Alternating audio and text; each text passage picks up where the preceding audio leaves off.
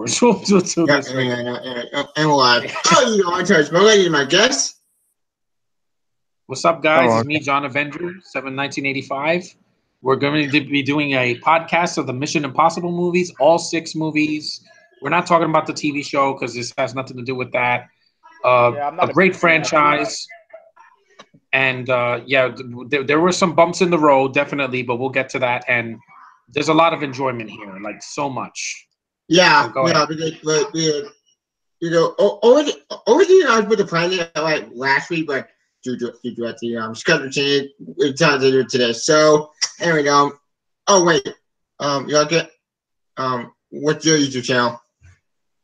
My channel is all right. You go next. I already went. Yeah. Okay.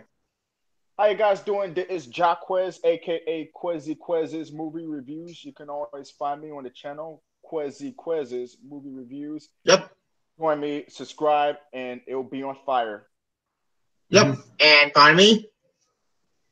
Hello, guys. This is Joshua, aka Future Filmmaker 39480 here. You find me on my channel as well, and as always, keep it cool. Yep. Yeah. And you can follow me on my channel, Travis Smoker. And I want to congratulate our good friend Josh for 800 subscribers. Congratulations, Josh. Yeah, congratulations, man. And happy belated birthday, too, because, we didn't say that on the air. Yeah, happy birthday. 20 years old, man. Mm-hmm. Boys. Anywho, what's the Mission Impossible in front of you? The first movie in the entire series, and the movie that started it all. Well, after the TV show itself, we can't really talk about it. I didn't watch TV show, to tell you the truth. Yeah, and due to research controversy, I did some research, and the first one part got controversy, a TV show. Yeah, the TV show got pissed off. Yeah, it doesn't matter because the movie works on its own. Yeah, it doesn't as matter. An adaptation. So, you see, I wasn't. Let's talk about the first movie in the series. Okay, the first movie in the series. Well, it's pretty good, the TV show, but it's its own separate thing. You explain. Yeah, it did. Is the plot? Well, I'll give out the plot here. So we're talking about the first one. This one was released back in May 1996. I was 11 when it came out. Yeah, 6 years after I was born, I was 1991. Yeah, Terminator 2 so came you were out. 5. Yeah. I didn't see the first one in the theater. I was too young, and I didn't know about the show. And but it looked awesome, like especially in the trailers. That's when they showed only important stuff in the trailer, not everything. Yeah. No Castaway trailer. Wait. Which is a great thing to do. I know Castaway did do that. Damn it. But yeah. I was when the first one came out. I wasn't doing that. But the basic plot of the first Mission Impossible is we have U.S. government operative Ethan Hunt and his mentor Jim Phelps. They go on a assignment that takes a disastrous turn, and in the process, Jim is killed, and Ethan becomes a prime murder suspect, and basically becomes a fugitive on the run. So he recruits a hacker, Luther Stickle, who plays by Rains, pilot Franz Krieger, to help him sneak into a heavily guarded CIA building to retrieve a confidential computer file that will prove his innocence. Yep. That's basically the plot of the first movie. Yep, find the list. So who's going to go first and tell what their thoughts about the first Mission Impossible? Who's going to go first? I'll go first. I had a fan that's the Tom Cruise. When I first saw this movie way a long time ago, I was on the hell because I was a huge fan of the well, not even Mission Impossible. I was a huge fan of Tom Cruise.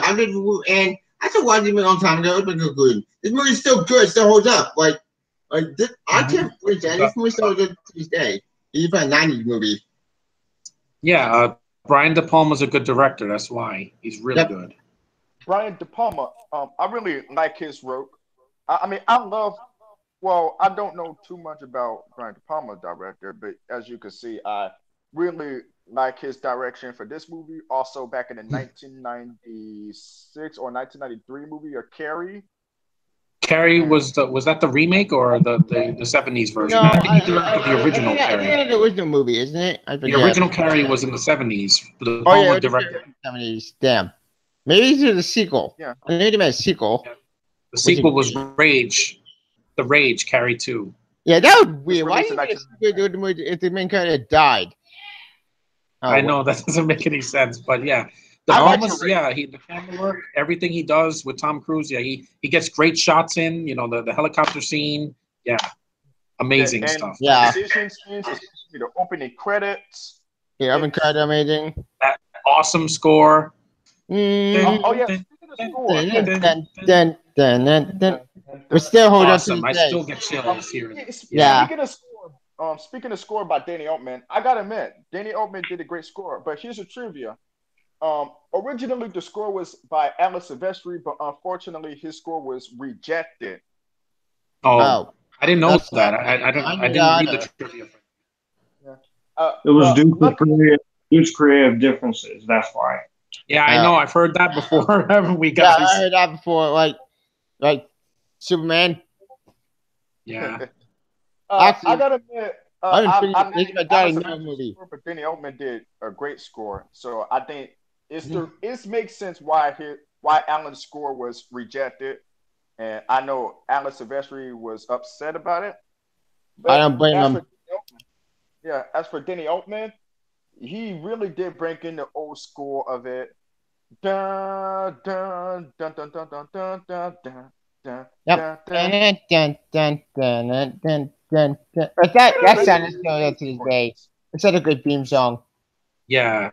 And when I heard it in the recent one, I was like, yeah, the recent one still has that spirit of the first film. Yeah, it does. And it's one of the longest openings too in Fallout, but we'll get to that soon. I can't wait.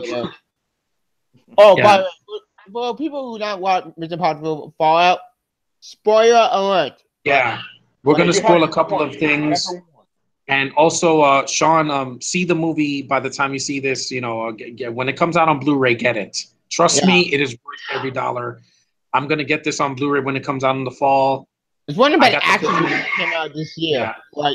I didn't even put away Infinity War, but that's a shock. Infinity War was amazing. Yeah, I would have put this over Infinity War if the crowd that I saw was even more energetic. But they were great. Like that's when I saw Fallout, the crowd was so into it. Let's just say I clapped back in, and we were laughing, and it was just great. Infinity War was too, but Fallout came number one. Yeah, Fallout destroyed Infinity War, and this is kind of a huge Marvel fan or DC fan. Actually, speaking of movies with DC, next up it's Captain Marvel. I know, I'm not calling Shazam. Shazam, yeah. His name's Captain Marvel. That's his name. I'll say it to the territory. Anyway, that's even talking another day. Anyway, speaking of Mission Impossible, as for the main antagonist, well, the main bad guy in this movie is a spoiler. It turned to be Ethan Venture alive all along. How? He faked his death. Why he chose his team? Actually, like in GoldenEye, we don't know why he chose his team. The character for the TV series who plays John Voight, what's the character? I forget, too. I'm gonna just check for info. Hold on. Yeah. I know the guy from the TV series who played the character turned down for the role, so John Voight comes in to play that character. He plays Jim Phelps. That's the character's name in the first one. Yeah, that's his name. I actually met John Voight in my college a couple years ago. Nice. Yeah, shook hands with him. He signed an autograph for me. I still got it to this day. So he's pretty nice. Awesome. I like him. Ooh. Yeah. Aw, that's sweet. He's definitely less creepy than freaking Angelina Jolie. I'll tell you that much. Yeah, I agree with that. She just scares me, man. I'm glad she's never done one of these movies. Yeah. she would be a great antagonist. Yeah, maybe, but yeah. I'm gonna just check some info here when we get to the second one. Okay. Oh, cool. Who's got something to say about the character who played by G. Reno, aka Jean Reno? I love that guy. That guy is awesome. The one who played the mob boss. I think he's pretty cool at the character. He gets killed off again. Really, really good. He's a really good actor. I think he's very good supporting antagonist. Like, yeah, Jean Reno, he's a good actor. I've seen him in a couple movies. I saw him. Yeah. Remember seeing him in the Da Vinci Code. Oh yeah, I remember that movie. I haven't seen The Professional, but I want to see it eventually. Yeah, I seen Da Vinci Code a long time ago. It's actually pretty good. It's sequel. Yeah, Leon the Professional. Oh no, not that. The Da Vinci Code. Oh, you mean Angels and Demons, right? Yes, that's the sequel. There's that, and then there was Inferno. Yeah, Inferno. I have not seen. I've not watched that trailer. Yeah, I've seen 1 and 2. 2 I like. Yeah. 1 I thought it would pretty good, but 3 I did not watch. It just looks stupid. Don't forget about. Yeah, I'm sorry. Pink Panther. Was Bud Two Beavers the villain. Yeah, get out of here. Yeah, get out of here. Anywho, I thought another at the agent alive. Apparently, in this we got two plot twists. We got another agent who also went rogue, which the IMF are always rogue agents. I always realized that. Yeah. Huh. Yeah, I noticed that because the 5th one's called Rogue Nation. So yeah, rogue. Yeah. That sounds familiar. Yeah. Rogue. It's not IMF agents. It's not Rogue Nation. Actually, an organization created by the Syndicate. That's for 5. We'll get to 5 later. Yeah, we'll get to that soon. I can't wait. I'm gonna really just lose it when I get to that one. Same. Oh my god. Yeah. Yeah. We'll talk about this movie. The girls in it. You didn't mention the girls. Kristen Scott Thomas and Emmanuelle Briere, the French girl. Yeah, the French girl's cute in it. Yeah, we forgot about them. Damn it. Yeah, the girls, all of them in this podcast. Yeah, all girls throughout the franchise. They were pretty good. For the first one, I gotta say, the twist of her I did not see it coming. But as Claire, that's her character name, Claire. Yeah. Yeah. Claire. Yeah. I mean, I thought that she was doing the good side, but not until it reveals of, Yeah, I read the plot twist. Yeah. I mean, I was so alive. And that was before Shyamalan did those. yeah, that was before Shyamalan did. Wait, what did Shyamalan do? No, he does a lot of plot twists in his films. Every movie. What a twist! Yeah, but here it works. For Split, it actually worked. Yeah, and in The Sixth Sense, but most of his other films, no, the twist just doesn't work. Yeah, the twist keeps bad. You can't actually come in. The one twist that did work recently was in Split. With spoiler for that. Split, I heard that it was a good movie. I want to see it before Glass comes out. Yeah, because there is twists in that movie that I did not see coming, and it was awesome. Especially a fan of this movie, Unbreakable. Unbreakable was awesome. Yeah, I was really impressed by that. It was a really masterfully made film. Yeah, I can't get a sequel after all these years. But I do got it. I hope it's successful this time. Same. Yeah. I said I'm not a big fan of Unbreakable, but I do get in the movie called Split. So Split, it's a good movie. I don't mind it. Yeah, the girls in it. I love Haley Lou Richardson. And we'll be off topic. Yeah. Back to the first one. Back to the first movie. What I talk about this movie? Yeah. Well, the action scene. Yeah, the action scene. The action scene still hold up. The helicopter action scene. Yeah, it's 90s CGI, but personally. Yeah, but it still looks good. It was awesome. It's a movie. I can get over the time that it came out. Yeah. Nowadays some of this, there's too much CG and everything. Too much CGI. Like what CGI crazy? Yeah, that I could take over this bad CG in the Mummy from 2017. Yeah. That was horrible. That was like on demand. Waste of money. Movie hurts. Yeah. I wish Sean was here so he could say, "Oh, that movie was shit." I'm like, "Yeah, it was." Yeah. It was the Mummy movie was awful. It was the Brian Freedom movie that still hold up. what would Brendan Fraser would say? What would Brendan Fraser would say? Yeah, I got the Mummy right here. Look, I have the 3-disc Blu-ray right here. Nice. So that's all you need. You didn't need that other one, that bastardized version.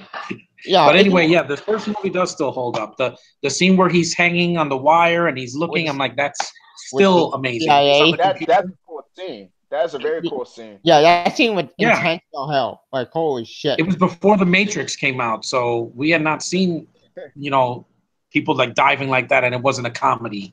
That would be comedic now. Like, yeah, it would be but back then it was taken serious. But the whole laser scene, like one little drop to activate the lockdown, that's insane and awesome. Yeah, it was. It was awesome. So, I think, is that pretty much it for what we talk about for the first movie? I think because there's not much to say. I mean, I'm going to see this again because it's been a while and I haven't heard. There's a lot of special features. It's fast. Before Fallout comes out on Blu-ray. Nice. Yeah. Because they're not talking with the movie. And with Ethan Crean's name, and with the rogue agent, the mentor, basically dying again. I think using the bubblegum explode the job, particularly the main bad guy or the second bad guy, and the other agent go to jail. That's it. Yeah, and the film's not that long either. It's only an hour and 50 minutes, so it's the shortest, I think, of the franchise. It's fast-paced, though. I gotta admit, it's fast-paced. Yeah, it's fast-paced. It is.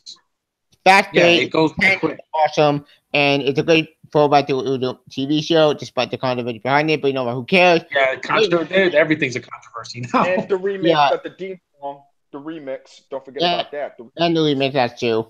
It's a great movie. I highly recommend you watch the movie. And it's not boring. It's not like the next one we're talking about. Which we'll get to 2 in a minute. So, what'd you go ratings? Yeah. All right. We're talking about Mission Impossible 1. I give me over there. 5 out of 5. Perfection. A+. It's a family spy movie. Watch the movie. A family Tom Cruise. Watch the movie. This is one of the best Mission Impossible movies. Well, actually, it's the first, so it's one of the best. I highly recommend it. Yes, it's dated. But who gives a damn? It's a good movie. Cruz is really young looking in the film. So for all you girls that watch our podcast, he's really handsome in the first movie. Yeah. He's got like a very fresh face. He has a short haircut. It's like he's 25 again in that movie. He's very young. Really very young. Yeah. I like seeing that. I like a young prime Cruz. I'm like, yeah. Yeah. Like, damn time flies. Man, I'm getting old. All right, Josh, you waiting? What can you say? I really enjoyed the first Mission Impossible. It's an hour and 50 minutes. I don't feel anything. I will give this an A. I'm gonna give this an A. I approve. All right, and it's a very good action, a very fun action spy. Well, most likely spy and thriller film, but doesn't have too much action. But still, a fun time to this day forward. Definitely recommend it. Okay, so what are you doing? Now that we're done with let's talk about the sequel. God. Boy, the sequel. I know why you want to begin. I know why you want to hate. How underwhelming? Let me just say. Yeah. That. So, as opposed to the first movie, it's so disappointing. Mission Impossible 2, the weakest of the franchise. What is that? Yeah, John Woo, one of the great actors. I love John Woo. Yeah. He's one of my favorites. Hard Target is a good movie, and the stuff he did with Chow Yun Fat, I've heard great things about them. Heck, his recent movie, his style doesn't work for Mission Impossible. Don't forget Face Off. And Face Off. That movie's awesome. I love that movie. That movie. Nicolas Cage is so crazy, and the action is frenetic, and it's like from John Woo. I only saw 2 John Woo movies besides this, and that was Paycheck and Face Off. Paycheck, I think, is decent. It's not as bad as this. It was fun. It was. I like Ben Affleck. I like Uma Thurman. It was fun. It was decent for what it was. Yeah, I agree. But this was something else. I was like, wow, this movie was one of the biggest films of the year 2000. Yeah, and you can tell from the year 2000 because they're extreme. Not what's my 90s extreme. People were talking about it. My friends were talking about it. I was like, you gotta go see it, and I'm like, but then I heard the reactions, like years later, and I saw it, and I was so bored. Yeah, like after the first opening, after the opening is good, then the film gets boring. It's like an hour of nothing and just talking, and I'm like, oh my god, I'm so the opening bored. was awesome. I love the opening. The opening, was like the Dark Knight Rises, and then it's like, just an hour of talking. Yeah, no villain, none of Rogue Agent, no comedy, nothing. I have the biggest problem with this movie. The biggest problem with this movie, like this movie tries too much of a James Bond movie. A James Bond. Thank you, Jacques. Yeah, thank you. It was before the Daniel Craig movies came out. It doesn't work. I think the Bond movie wrong. Besides, it doesn't work. It feels like the world is not enough, but even more boring and nothing. Not even something to laugh at. Super virus stuff, but what as super virus that infects basically you. Well, the scientist to infect himself, but I don't know why he infected himself with the virus. They don't explain it. Yeah. That sounds like a sci-fi plot. Then Ethan Hunt's replacement or double goes rogue, which again is another. The IMF keeps on rogue agents. IMF, stop having rogue agents go rogue. They should scam these people, man. And the unnecessary plot too. The unnecessary love plot, like, come on. Yeah, it was forced. Yeah. That was the most forced romance in the entire film. In any of the films. Apparently, loves it in the Mission Impossible. Yeah, I'll take Michelle Monaghan in the third one. I'll take Paula Patton in the fourth one. And I love Rebecca Ferguson not being a love interest because she's so badass. But we'll get to that later. Tandy Newton did nothing. Ethan White, but Ethan White was important for 3 and 4 and 6. Yeah, and also this movie there's a lot of like pretentious shots of like white doves and people that's John Woo. That's John Woo. It doesn't work for this movie because Tom Cruise is an Asian John Woo. I'm sorry, you're trying to sell him as Chow Yun Fat doing crazy Matrix shit, and it doesn't work. I think the Tom Cruise ego got involved because let's face it did. His hair is all long, and he's trying to be like, I could do anything. I could climb a mountain and make it look epic. I'm like, I was bored. It doesn't work. And the theme song, what the band started hating metal rock and roll, which, fine. Do something different. It didn't work. It did not work. I would say this. It's painfully boring. Just painful. Yeah. Personally, I like the theme song, Take a Look Around by Limp Bizkit, but Hans Zimmer's score, Hans Zimmer is God. Hans Zimmer is God, but his score, especially the track Injection. I heard it again, and I was like, underwhelmed. He could do better than this, and he did with Nolan's trilogy, and with Inception and Interstellar and other stuff. Here is just like where's the action? Nothing's happening. It's Tom Cruise talking with for an hour, and I'm like, what's gonna even team? Only 2 members this time. Yeah, Ving Rhames is underused. Here's a trivia. No John Boyd, nothing, just nothing. Yeah, I got 2 trivias for you. Number 1 is the movie was originally rated R and ran for 3 hours long, but Paramount told Wu to cut it down to 2 hours. God damn it, rated R! That's something awesome. I want that rated R. Yeah, maybe, but you had to work out the script. The script needed some work. That's true. Damn it. And number two, Dougray Scott, who was Ambrose, was originally supposed to play Wolverine in X-Men, but turned down to do this. I'm actually happy about that, by the way. I'm happy because Jackman was fine. I mean, we got a great lead. Dougray Scott would have quit by the 3rd movie, but Besides, this antagonist. Let's get to Ethan at the antagonist. Let's get to Ethan's double, or I call his he's better than Ethan. He's going to be an equal. No, he's not. He's not an equal. No, he's not. He's a pussy. He's script when he finds like halfway through the movie, he unmasks somebody and then he's like, and I'm like, he makes Kylo Ren look like a macho man. At least Kylo Ren does something, or he killed somebody. Dougray Scott, who did he kill in the movie? He almost kills Tandy Newton. I'm like, I didn't care about her. Yeah, she's basically British Zoe Saldana. That's what she is. Boy, I see fantastic. Yeah, at all. I did not care about Ethan has sex with her. I'm like, dude, you know, I'm sorry. I'm sorry. You know, I guess she's a peep. I get that, but a peep.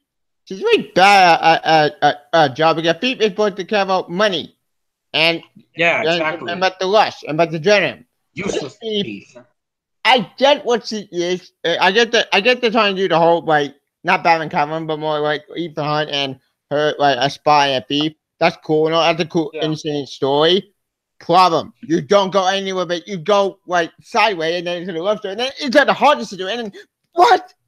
It's a convoluted plot. It really is. Yeah. And there's like too much going. What time is Superbike? Anthony Hopkins is there. He's barely in it. I forgot to mention the car scene where Ethan Hunt follows Naya. It basically like the same thing as GoldenEye. Remember? Yeah, exactly. It is GoldenEye. Yeah. It did, or Tomorrow Never Dies. I'm like, stop trying to copy somebody. Stop trying to copy James Bond. Those movies are good. They have they don't do stupid slow mo like this movie does slow mo. That will make Zack Snyder jealous. Yeah, I gotta admit, I'm sorry, but the music and the twist that Ethan does with the freaking bike, with the motorbike, it's ridiculous. I gotta the action the cycle. I love. Wait, guys. What's Josh speak? Josh? Yeah, go ahead, Josh. I'm just gonna look. I'm into my. You're not two gonna. Razzie nominations. You're not gonna like hearing this, but I'm in the minority with this. I do like this movie, but there are a lot of problems. Yes, For one, this movie's trying to be like James Bond, and the movie for 2 hours and 3 minutes. That's so long. Every minute. That's way too long. Also, well, I don't mind the story, but my main problem with the story is that I felt like this was Pirates of the Caribbean 3 all over again. It was too much. Pirates of the Caribbean came out years later. This movie came out in 2000. Yeah, I was 15. I was the perfect age for this movie. What happened? Yeah, like what the hell? Like, oh wait, I realized something. X-Men both is better than X-Men. Both Dino Day and for this movie and Triple X came out. So this was like a Triple X. Why is Spawn? Yeah, Triple X is a good movie. I like the first Triple X. Joshua, before I let you continue, I gotta say 2000 is a big year for action movies. You have X-Men, Romeo Must Die, Shaft with Samuel Jackson. I love those movies. It was a remake, right? 2000. You also had a Gladiator. That was a good movie. Yeah, that's an epic movie. That's a really violent movie. It's still epic. I love Shaft. Yeah, now, I can still watch that. The freaking love plot. I get what you're trying to do with the love plot, but it wasn't really necessary for this movie. But yeah. And Tandy Newton got a Raspberry Award for this, for acting. Wow, that is sad. That's what Kristen Stewart got for all the Twilight movies, and Dakota Johnson for 50 Shades. Damn. That means she sucked in the movie. Even the critics thought she sucked. Damn. Twilight was a bad fight at the beginning. You couldn't say that fight. They ruined better than werewolves. The only fight were like Underworld, but then that fight got ruined. Yeah. Why do all my vampire movies always get ruined by bad stories? Yeah, because we have bad writers. The writer strike happened, and we had bad writers ever since, man. That's true. A lot of them. Who wrote this movie? Robert Towne. Let me see who that is. I do have my positives with this movie. I do like how this movie is shot. I do like how John Woo shoots. The mountain scene is good. Some of the action is passable. I don't mind the soundtrack. I don't mind Hans Zimmer's music, and of course Hans Zimmer. He's one of my favorite composers. I don't mind the songs by Metallica and the soundtrack. I don't mind the final fight at the end of the movie. The final fight wasn't interesting. I'll give it that. It was pretty cool. But it's trying to be too Asian, and I'm like, it doesn't work with two white guys. I'm sorry, not to be racist or nothing. It just feels weird. I'm sure Scott, he is a good actor, but man, you remind me, you're basically trying to sound like Kylo Ren and Voldemort mixed up in one. And Voldemort is better villain than you. Yeah, he's intimidating. Yeah, This I guy, agree. he cries like a bitch when he doesn't get his way. I'm like, ah! And I was laughing. And this movie's not a comedy. And also he kind of even Boyd and used the mask idea, which again, like even equal with the pop matches. Which wait, when did it take on the mask? When did it get? When my brain is hurting. It's so confusing. Yeah. Yeah, it's just it was underwhelming. Waiting 4 years for this was not worth it. Yeah, it should have been a better direction. As for the crime, for the ending, they got the virus, they destroyed the virus, but then plot twist, it's did she infect herself? Why? Stupid. And he even tried to save her. The antivirus saves her, kills the main bad guy, and that's it. Hold on, guys. And then they're on a beach together or something. Two things. One, I really had to yell Ethan's last name out like Ambrose, as in Ambrose would say, "Hot!" Exactly, he does that. Yeah, it's laughable.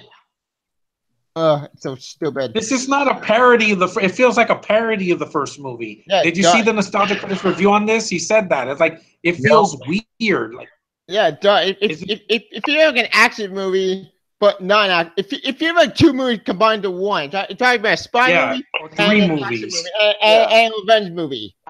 You can't do that. We only needed one, John Woo. One story. Take one movie and go along with it. Yeah, it's a revenge spy movie. Fine, I can buy that. I've seen revenge spy movies before. James Bond did revenge movies. John Wick did a revenge movie. And a Hitman movie. Yeah. Both of them worked. Yeah, because it's simple. It's not overly complicated. It doesn't have 100 characters in it. You know. But John Woo, you know what? To tell you the truth, John Woo was originally supposed to direct GoldenEye, but turn it down. But if John Woo directs GoldenEye, he will make 10 times better than Mission Impossible 2. Is it GoldenEye with amazing? GoldenEye with fantastic. You could have done like a spy thriller with Chow Yun-Fat. It would have been a lot better than this. I love John Woo. I think John Woo was a good director. In fact, his Raid movie on Netflix was awesome. Holy shit, that movie was amazing. Like, what's that? That's good, but I don't play John Woo. I think this is fault. I think need more Tom Cruise ego in a way. And Tom Cruise's ego, the writing, and the pacing. And the story made no sense. I feel like this movie and cast somebody better for your lead female. I'm sorry. Yeah. Hey, what about the train wreck? I think that's better. So, when it comes to, like I said, this movie is not without problems, but it does have enough stuff in there that this is my least favorite one too. But at least there are easily. No matter what. I do like Tom Cruise. I don't mind the acting from everyone else. I don't mind the soundtrack. I don't mind the action scenes, but you could have done a lot better here. So we're getting to that soon. I will give this a 7.5 out of 10. Basically, I'm gonna give this a C at the best. I can still watch. Movie, but just watch it for what it is. I'd rather see the see the special features on the Blu-ray than to see the actual film. That's not bad. Say what happened. People do interesting. Yeah, because sometimes the features are better than the film. Yeah, and I'll give them away. Oh, wait, what Donna said. What document about you? As a fan of film movie, she's the downgrade. But as a fan of action movie, in action movie itself, I can watch it for what it is. If I know the story and know all the flaws, I can enjoy it. But if I turn my brain off, but as a movie in itself, it's so convoluted. It's so convoluted. It's stupid. The plot made no sense. It's convoluted. It's just garbage. And that is sad. And Tom Cruise ego in a way, the story makes no sense. It's a bad Mission Impossible movie. It's a bad team movie. It doesn't matter, and it's just useless. And the main title is boring to hell. And I'll give my rating. I'll give my but 2 out of 5 stars. But we get one thing that's that's what it deserves. It's the action scene. The action scene acting were pretty good, but that's it. Yeah, you can see those scenes on YouTube. You don't have to see the whole film. Yeah. What's your grade, John? A 4 out of 10. I do numbers because it's a lot easier. It's disappointing. When I first rented this in Blockbuster before they closed, I was like, this movie was one of the biggest films of that year. Really? And I'm like, this boring movie that goes on. There's literally, I clocked it in. 69 minutes after the intro, nothing happens. It's just a lot of talking. The second half of the film is bearable, but it's still a long time to get there. And I was so bored. And I was like, yeah. I'm glad that with the third one, they completely ignored the events of the second one and they went forward, which is what a sequel should do. And actually, this movie just, the first film, I think, the second film, sort of, but then they ignored the content. Actually, with the first film, it was the first film, so it has an excuse. Yeah, it's its own thing. It's like a reboot of the series. But with this sequel, 4 years later, they had a lot of time to think of a plot, and this is what they gave us. Yep. A freaking knockoff of Bond and other spy franchises that we've seen. And Triple X. And Triple X, which was about to come out like 2 years later, which is better. That movie at least was funny. Triple X. That was an exception. That was an exception. Triple X, wasn't it? Yeah. Triple X I can enjoy for the first movie. Its sequel is garbage. Yeah, the two sequels I could get into. I don't mind all three films. I like it. Anyway, we'll off topic. Anyway, well, what I said, the second one, to me, it never happened, and then we get 3. Yeah, we get to which 3 is my personal favorite. And wait, when did 3 come out? His best film, guys. His best film. So this took like 5 years to be developed. 6 years? Really? 6 years. Damn time. Yeah, 6 years. Yeah. Oh, I forgot. Before we move on to worth the wait, guys. Yeah. Oh, 2006. That was another good year. Yeah. Before we move on, you okay? You're waiting. Oh, I'm ready. Before we move on from Mission Impossible 3, I forgot to give you the thoughts of Mission Impossible 2. Mission Impossible 2, weakest of the franchise. The script does not work. Too much James Bond cliche. And the plot was boring. The pacing was slow until the third act comes. That's when the action was good. And also, the third act, everything had to get a high-end action. That's the part I liked. And the cameo scene by Anthony Hopkins, I like Anthony Hopkins in there. I thought he did good. But I wonder what the 3-hour R-rated cut would be like. But that's what I want to know. The 3 hours. I would rather see that and skip all the boring stuff in the theatrical cut. Yeah, I mean, it could be like the real cut of 3-hour cut that movie. That would have worked. Yeah, that's a lot more bloody, badass. I would like to see a 3-hour rated cut. I heard it got a lot of action in that cut. Yeah, that 3-hour cut is amazing. Give me that movie. I want to see that. But no, we get the bad theatrical cut garbage. Why bad theatrical cut and I get good like theatrical cut, but then I get bad ones. Like you got Sony over again. Oh, speaking of Sony, that reminds me. Sony, stop making spit up me of these characters. Don't make Thank you. Not beyond, but I'm glad Sony doesn't own the Mission Impossible franchise. I'm so glad. They're not going to give it to Disney. I don't want to see Tom Cruise in the do some Disney garbage. No. Yeah, keep this away from Disney, please, Paramount. Keep it away. Disney already bought Fox already, but I'm not the only intrigued by that. Only with Vendetta for X-Men. Other franchise, I am scared for the other franchise. But other than that, they don't need to own everything. I'm fine. Like they Vendetta 4 needs to come back and not going to be destroyed. X-Men is different topic altogether, but you know what? That's never talk another day. We can talk about movie rights thing. Let's get to the third one. Join us. Look at the photo. Okay. Mission Impossible 3. The movie first show is decent, but as a fan, it sucks. Now let's move on for Mission Impossible 3. Let's get the Mission Impossible 3. Okay. 2006. No. 2006. 6 years after the second film left off. Okay. Mission Impossible 6, my first saw it on not Apple. I saw it on iTunes. I didn't get to see it beautifully. I thought the movie was a okay sequel. Way better than 2, thank God, but not good 1. But after the plot, okay, the plot is done. Ethan Hunt retire somehow. I don't know why you do that. And basically try to go to a chill with his wife. Wife the baby, I'm gonna say, but due to a trainee under Wayne getting captured, he had to go back to try to save her. Unfortunately, unfortunately, he fails and she dies. How she died? Brain bomb. What? Yeah. What's that? Yeah. What's that thing called? That bomb inside her head? What's that thing called? I forget. Yeah, me too. It's been a long time since I've seen the third movie. Yeah. By a villain named Philip Seymour Hoffman, who plays Damien. Rest in peace, man. God rest his soul. God rest his soul. Yeah, I missed him. I miss him too. Yeah, it's like I said he was more intimidating in one scene when he said, "Your wife or whatever, I'm gonna find her and I'm gonna hurt her," and I was like, "There you go." You already blew Douglas Scott out of the water in the second film.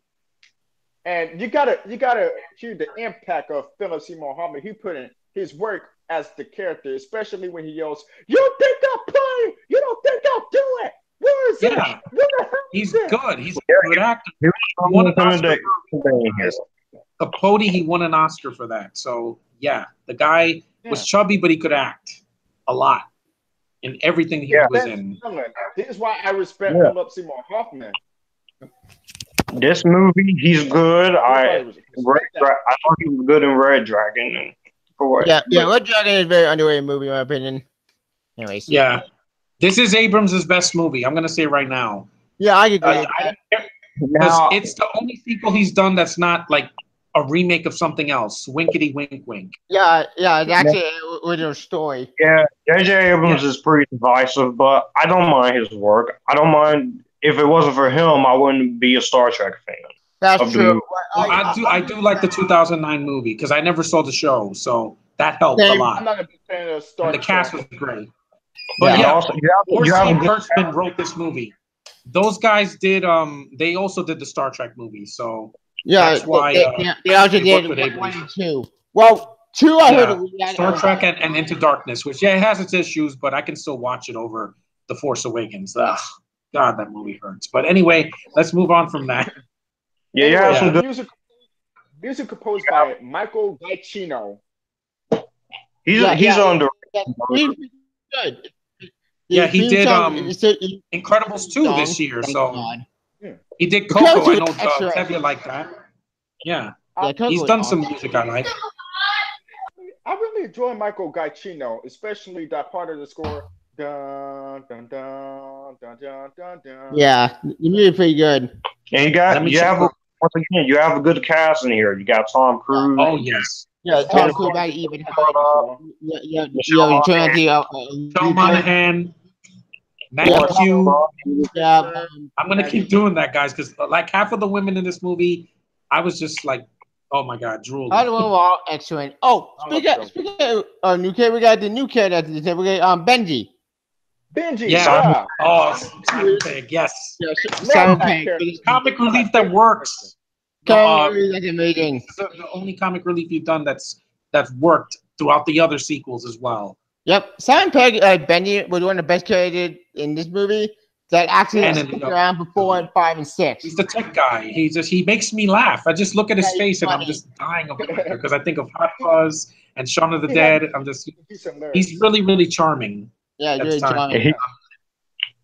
He's a good actor. Speaking of okay, we have to get Dr. Manhattan in this movie. About to become a star. Billy Crudup. Good actor. He's Musgrave. I didn't remember his name, but I got it here. John Musgrave. He's the Musgrave. He now we have Zen, played by Maggie Q. Who red dress. Gosh, red dress. Yep. I really love Maggie Q. Red dress. That works for me. Yep, indeed. And spoiler for this movie. After Ethan Hunt White got captured, but who apparently is supposed to be Lauren Fishburne's character, who who apparently actually was the director of the IMF, who Mhm. turns out it's not him who's the rogue agent. It's, drumroll please, another rogue agent. Yep. Another rogue agent. Who's the rogue agent? Yeah, Billy, I forget the... Billy Crudup. Yeah, Billy Crudup's Billy character. Crudup's character. Musgrave, yeah. Yep, which he says complicated. Wait, what? Why you the rogue agent? I thought Road for the rogue agent. Huh? Why did the IMO keep rogue agents? Stop hiring rogue agents. I know. Like, It's just funny like that sometimes. It's just funny Yeah. like that sometimes. I bet the show was like that all the time too, as well. that's true. He probably was. Yeah. Jonathan, you forgot Jonathan Rhys Myers also. Tabby. Oh yeah, he was in this. Like we He was forgot. he's Declan. He's the other white guy that works with Cruz when they go to I think they go to Italy. Yeah, I think when, it was, Yeah, it's in Italy. yeah, when they tried to catch the first Stephen Hoffman, which that Yeah. scene on the plane was intense. Like Yeah. holy shit! Like what the rabbit foot? Which The rabbit's foot. we never go to rabbit foot 8. I'm like, that's a cute name. I always smile when I think of that. I was like, yeah. rabbit's foot. That's cute. Yeah. Anyway, speaking yeah. of Rabbit's Foot, guys, speaking of Rabbit's Foot, I gotta admit, the opening scene was very dark. It was Very- dark. they had that- It is. That It was is. even captured. I like the fact that the opening sequence they decided to go dark with that. Same. Yeah. When I first saw the movie, I was like, I did not see this coming. Yeah, and Same. it brings humanity into the film, so it's not a cartoon. Yeah, actually, we have to even care that to go away with dark place. Which we're gonna throw dark place and Fallout later. Fallout, I think, the more darkest but I think this one is a close second to this one because the opening was dark. It had even tied up, interrogated, and felt almost killed. Yeah, See, Cruz this did is his why own this is stunts in this one. It's the coolest Especially darkest- one stunt with where the explosion goes off and then he just falls into the car. Yeah. Yeah. I know what you're Oh, talking about, Josh. Big actor, even Wyman's in this movie, even if she's a duplicate damage in distress, she does become a badass in the end, and it's awesome when she took that one of the main villains. Yeah. That was pretty Now, cool. we all know that Philip Seymour Hoffman, he was in the Hunger Games. Yeah, he passed away. Yeah, I think he passed away during part 1 of Yeah, He Mockingjay Part 2. Part when he 2. was doing that, he Came passed out. away before. Yeah. He was able to finish that movie, at least part of it. I bet he could. I'm not a big fan of the Hunger Games, but as for Philip and here, I'm a big fan of him in this. I Yeah. pretty like I Hunger think- Games. I think he's one of the best villains because I'm like, Cavill is intimidating with physically, but I thought Hoffman was intimidating without being physical, like as physical. Yeah. It was just like, I'm gonna hurt her, and I was like, I believe you. Yeah, like Hoffman say was a so. great talent for this movie. And I think he's one of the better talents in both franchises. But damn it, like 5 and 6 killed it in main villains. Actually, maybe Brendan's villains are not that memorable except for 5 and 6. Yeah, but we'll get to those. But 3 has the best villain of the first 3. I think he's the best one. The best villain of the franchise, and also my second best of the franchise. Yeah. And that's What happened to Sepia? Oh, but anyway, yeah. The film, Michelle Monaghan was a nice addition. She actually had more chemistry with Tom than Tandy Newton did. She's I a agree. beautiful woman. I recently saw her in Kiss Kiss Bang Bang. She is absolutely gorgeous in that movie. I'm gonna tell you that right now. Just her green eyes. I get lost in them when they get married. It's very sweet. They're kissing. I'm like, yeah, I buy this. I know Cruz was jumping on a couch before this because he was in love. I'm like, he's a human being. He's a man in love. I'm like, I would do the same thing. Same. I was thinking too. If I was dating a girl like Michelle Monaghan or Maggie Q, I'd be jumping on 3 couches. Same. Like, I'm like, But- yeah, you don't change how you feel. the guy gives the man food. The guy gives it all in every single movie. Every single movie Yes, he he does, even in the bad ones, he gives it all. Same Yeah, with the he movie. does. I met the man with a bad movie. You gotta admit, he still gives it all. even if he tried. At least he tried. It just, didn't help him. Yeah. Also, the film, the film looks great. Like, even from over 10 years ago, this movie looks like a film from this year. Yeah, it does. The camera work is well done. It doesn't shake the camera. I can see the action. Yeah, the story the CG that's in it. Action, but it's a little bit of shaky camera. The story's it's a little shaky, but I'm saying, like, the scene when he's like this on in the highway, that's awesome. Like, that still gives me. In fact, this movie kind of reminds me of Splinter Cell, with the Splinter Cell right now, Splinter Conviction, who, for you don't know, Splinter Cell, well, explain. It's really a video about Sam Fisher, who I've heard of the game. Yeah, those games are this movie kind of reminds me of that, but it kind of reminds me of Splinter Conviction, which had Sam Fisher, yes, he does go rogue, but it's for a purpose, to avenge. And that game, in my opinion, is awesome, badass. And that game, might be very underrated. That game reminds me of this. Well, sort of. Yeah, because of the way Ethan dresses, and don't they jump? Doesn't he jump a building in this one? Yeah. Yeah, he does. And it was like the Dark Knight, and this was before the Dark Knight. So I was like, yeah. My friend. Again, we'll get to that when we get to Fallout. I can't wait to talk about it, man. Oh my god. Yeah, but this movie, it still holds up. Abrams did a good job with the cast. The action is mostly fluid. It has a fast pace. It doesn't get boring like the second one did. It doesn't rip off the James Bond. It doesn't have stupid slow-mo like in the second one. Better villain, better plot. Just it flowed better. So anything would have been a step up from 2. Anything. Everything would have stands up for this third movie, and we treated Mission Impossible 2 as a nightmare. And this is the true Mission Impossible 2. This is the true Mission Impossible 2. Lawrence Fishburne, the all-star cast, music by Michael Giacchino, did a hell of a great score, action, story, everything phenomenal. My second favorite of the Mission Impossible 3. Yeah, it's a movie that I want to own it on Blu-ray so I could hear the commentary, and because this guy he composed Star Trek, Ratatouille, did a lot of Pixar movies, so he knows about music. Music is supposed to set a tone, and this did. Yeah, the really did. It was good. Pretty good. Is it the best Mission Impossible? I think 4, 5, and 6 beat it. But it's good soundtrack. I highly recommend it. Mm-hmm. Yeah, I love Giacchino's score. He did Star Trek. He did Dawn of the Planet of the Apes. He also did the music for Spider-Man. Yeah, Dawn's awesome. He also did Spider-Man Home. Yeah, I love that movie. That soundtrack just made me smile in the theater. The opening. Same. I was like a kid again. I felt like a kid again watching the 90s cartoon. Yeah, I almost forgot.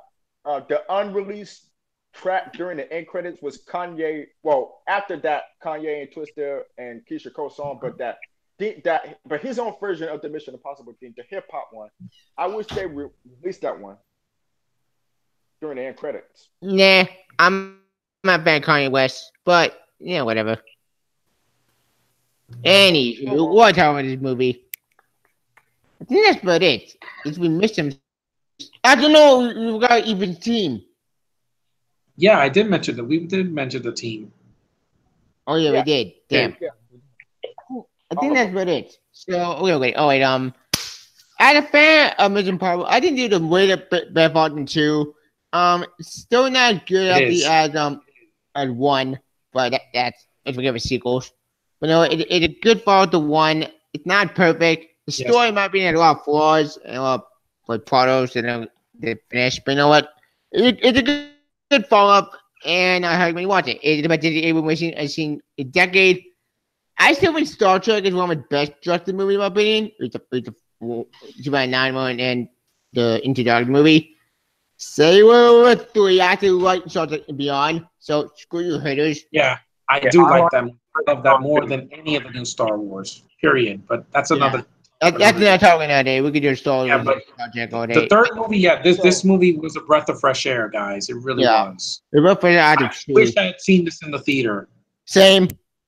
I wish, because I was like 21 when it came out, and it was a huge summer because you know there were some Marvel movies, there were some DC movies, and a lot of animated films, and you know it was a movie that I really enjoyed at home. I could watch it, and I'm like, yeah, I'm not bored with this movie. I can rewatch it. It's very rewatchable. I watched this movie on phone. Oh my! Wait, was it iPad or phone? Yeah. I think with the iPad. When a film is only as good as if you can watch it again, and I will watch this again when I get it on Blu-ray. Eventually. Yeah, I'll rewatch it again eventually when I get on Blu-ray because this is a good at the sequel. Not good at the first film, but not at the damn show. But you know, it's Boyfriend 2, and I'll give it a rating. All right, what do I give Mission Impossible 3? I give it for day. I don't think 3 out of 5 stars. Not as good as 1, but you know, it's a good follow-up and way better than 2. But that's saying much. And 3 out of 5. All right. Yeah. Your ratings? All right, my rating for Mission Impossible 3, I give it my movie victory, which is a highly, highly recommended and love this movie. That watch it every day, and this movie is definitely the best. Well, not the first best, but the second best. But it's a very awesome movie. Yep. Yeah, it is. John? Yeah, I would give this like maybe a 7.5 or 8 out of 10 because you know. After the second one, I was like, "Oh God, please don't let this be even worse." But it wasn't. Yeah. It gave me what I wanted. I had way more action in the second one, better directed, better writing. You know, the new characters I actually cared about that they didn't kill off. Benji was a nice addition to the group, and he's in the rest of the sequels we're going to talk about. Yep. Philip Seymour Hoffman was a great villain, way better than Dougray Scott, and I left, you know, with a smile on my face. It wasn't downbeat at the end. Ethan and his wife walk out, and you know, it's satisfying. Yeah. So that's why I like the film. I really enjoy it, and I want to own it because it's been too long, you know, since I've seen it, and you know, it delivered. Yep. That's all I wanted. It delivered. I was entertained. Indeed, Josh, your rating? Well, Mission Impossible 3, for me, this was one of the best movies of 2006. Yeah, a lot of good movies that year. Superman Returns, I'm on and off on that movie a lot. Yeah, I agree with that. Superman Returns was Final Destination 3, don't forget about that, Josh. Final Destination 3. Oh, yeah, I did come out that year. Damn, it was bad. Coaster. Yeah. But yeah. That's love the performances here. J.J. Abrams, not bad start for directing movies. Not a bad start. Easily the best. Seymour Hoffman, it was a great villain. I liked the team for what they had to do. Benji was a cool character. So yeah, I'm gonna go ahead and give this. I'll give this an 8 out of 10. All right. Cool. And now we get to my favorite movie next to 6. Yeah. Ghost Protocol. One of the biggest surprises of that year. Because, oh my God, I saw this in IMAX. In IMAX. And my mind was badass. Amazing. You know what, guys? First things first. Just when you thought Mission Impossible 3 was the final movie, right? Wrong. No. But wrong. But guys, when I first saw Ghost Protocol, I didn't like the movie, but seeing the movie again for the second time or third time around, I had a change of heart with it. I had a lot of fun, but personally, not the best. Yeah, some people love this movie, some people hated this movie, but it was divisive, but I was satisfied, man. The new people that they here, amazing fun. The villain kind of sucks, but the rest of the movie works for me. The villain not memorable, but whatever. Who cares? But the rest of the team was awesome. But this movie was a heap of pressure for me because that year and what year did the movie come out? 2011. 2011. So yeah, 2011. 5 years after the movie. After 3. After 3. Damn, time flies. Man, I'm getting old. Yeah. I hate getting old. Anyways. But 4 in my mind was a huge blood pressure because after 3, I pretty much gave up on my blood pressure because, okay, did a film, did a place to go. You know what? Screw it. And but this movie, holy shit, I made a blood pressure. This was amazing because this would have made for Brad Bird. I love Brad Bird, the good director, and did a great live action debut. And this Yeah, he did The awesome. Incredibles. Brad Bird, the first live action. Intense. Like the action. What they do was fun. It was like a fun movie. The Dean Martin song at the beginning in the prison. Awesome. Yeah, I would have a smile on my face. I'm like, I know what kind of movie I'm going to watch. Kick in the head. And I was laughing my ass off. I was like, this is hilarious. Yeah, it was awesome. You just say, like the Fumes.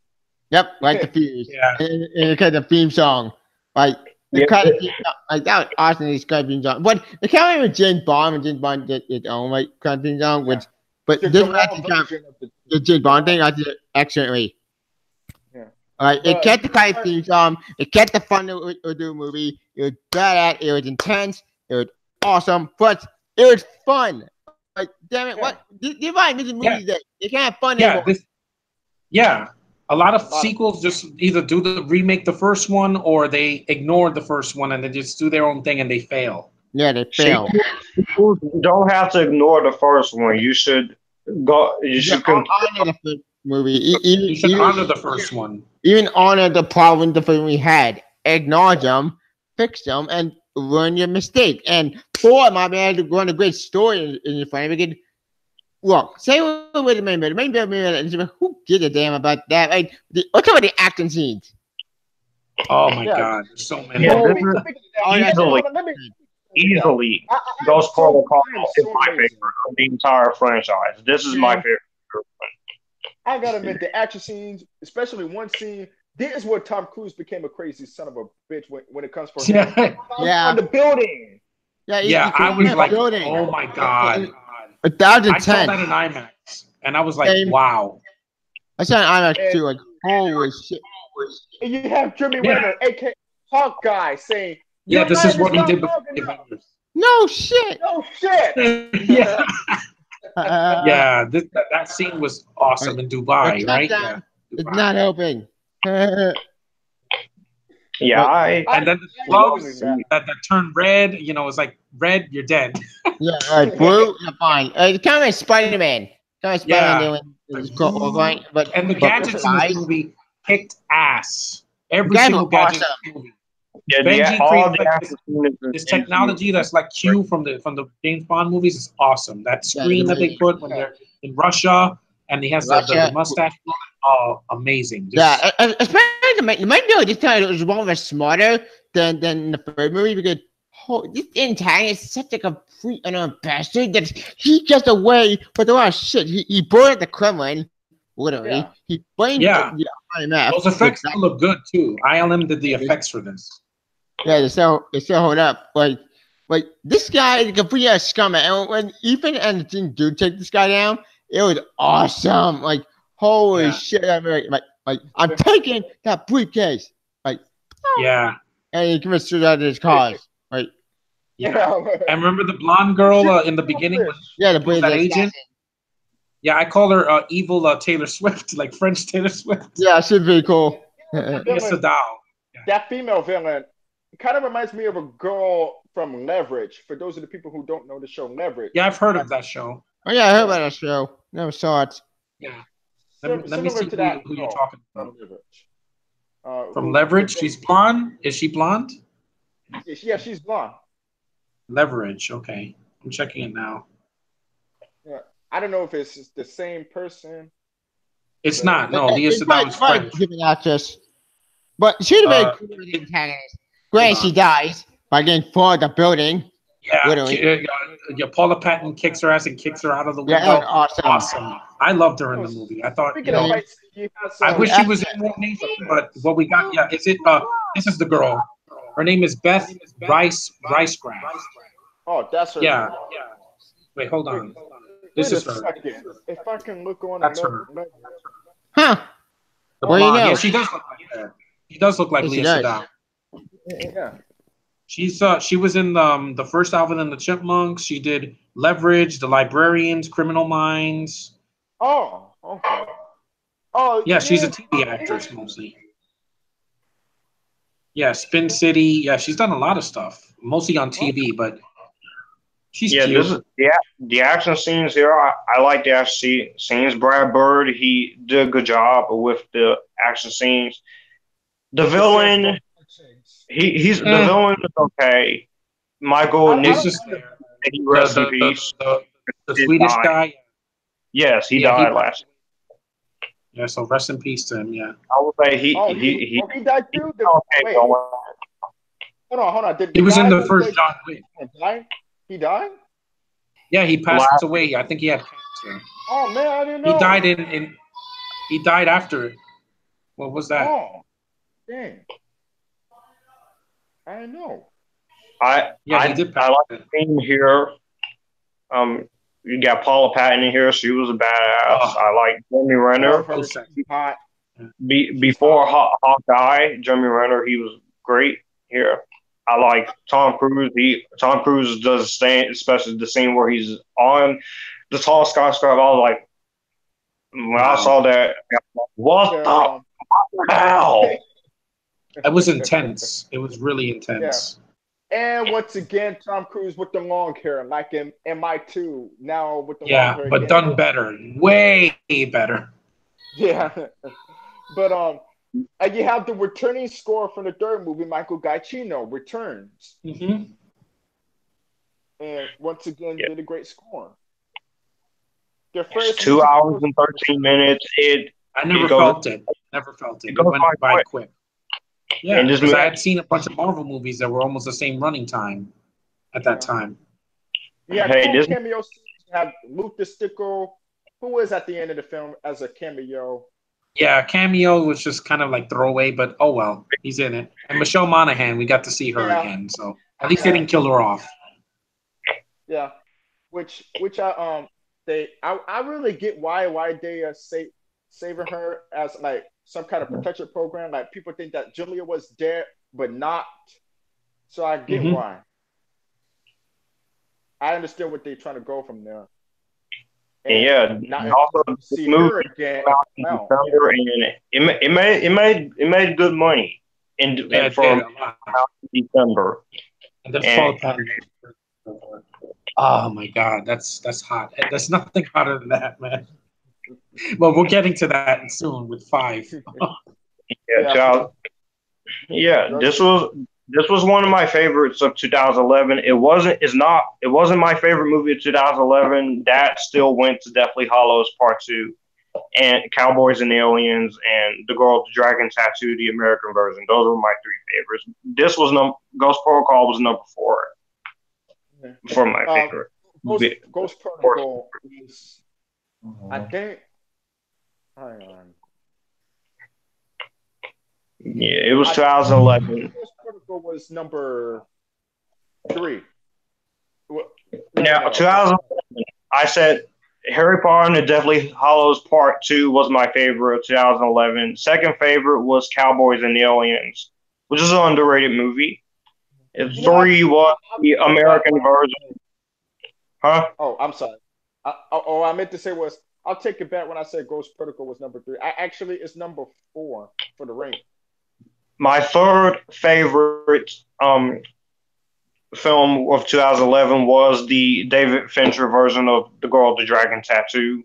And this came in, Ghost Protocol was my 4th favorite of that year. No. But it's my number 1 favorite in the entire series, Ghost Protocol. And Leah Sedol, she's better here than she is in Spectre. I don't have Leah. She was too young for Daniel Craig in that movie. Yeah. I'm back. Hey. Yeah. Sorry about that. Where do I get? All right. I'll give my rating. All right. This is the ending. All right. After the mission gets launched, they even try to stop it. The mission accomplished, and then stop. But then when they activate the switch at the satellite, they start the mission in time. That was awesome. Like then mission accomplished. Amazing. Like that sounds amazing.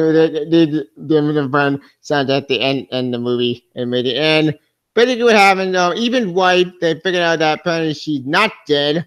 So she's still alive. Apparently, in order to keep her safe. Protection program, something like that. Yeah, right. They had to keep her out to even, which I'm fine with that because that makes sense. Because fucking, let's face it. I get why they do it. Yeah, like I get why they have them be apart because that makes sense, and that was smart. But we were trained it, which we find in which spoiler for the sixth movie. They ate a little story to go to wife, but I won't get spoiled. We'll get to that later. But let's say I am happy that they left the wife in the third movie, and they had to ignore what happened to her, and she's still alive. That made me happy. That's pretty kill off. Yeah, I don't want to see Michelle Monaghan die in a movie. It would upset me.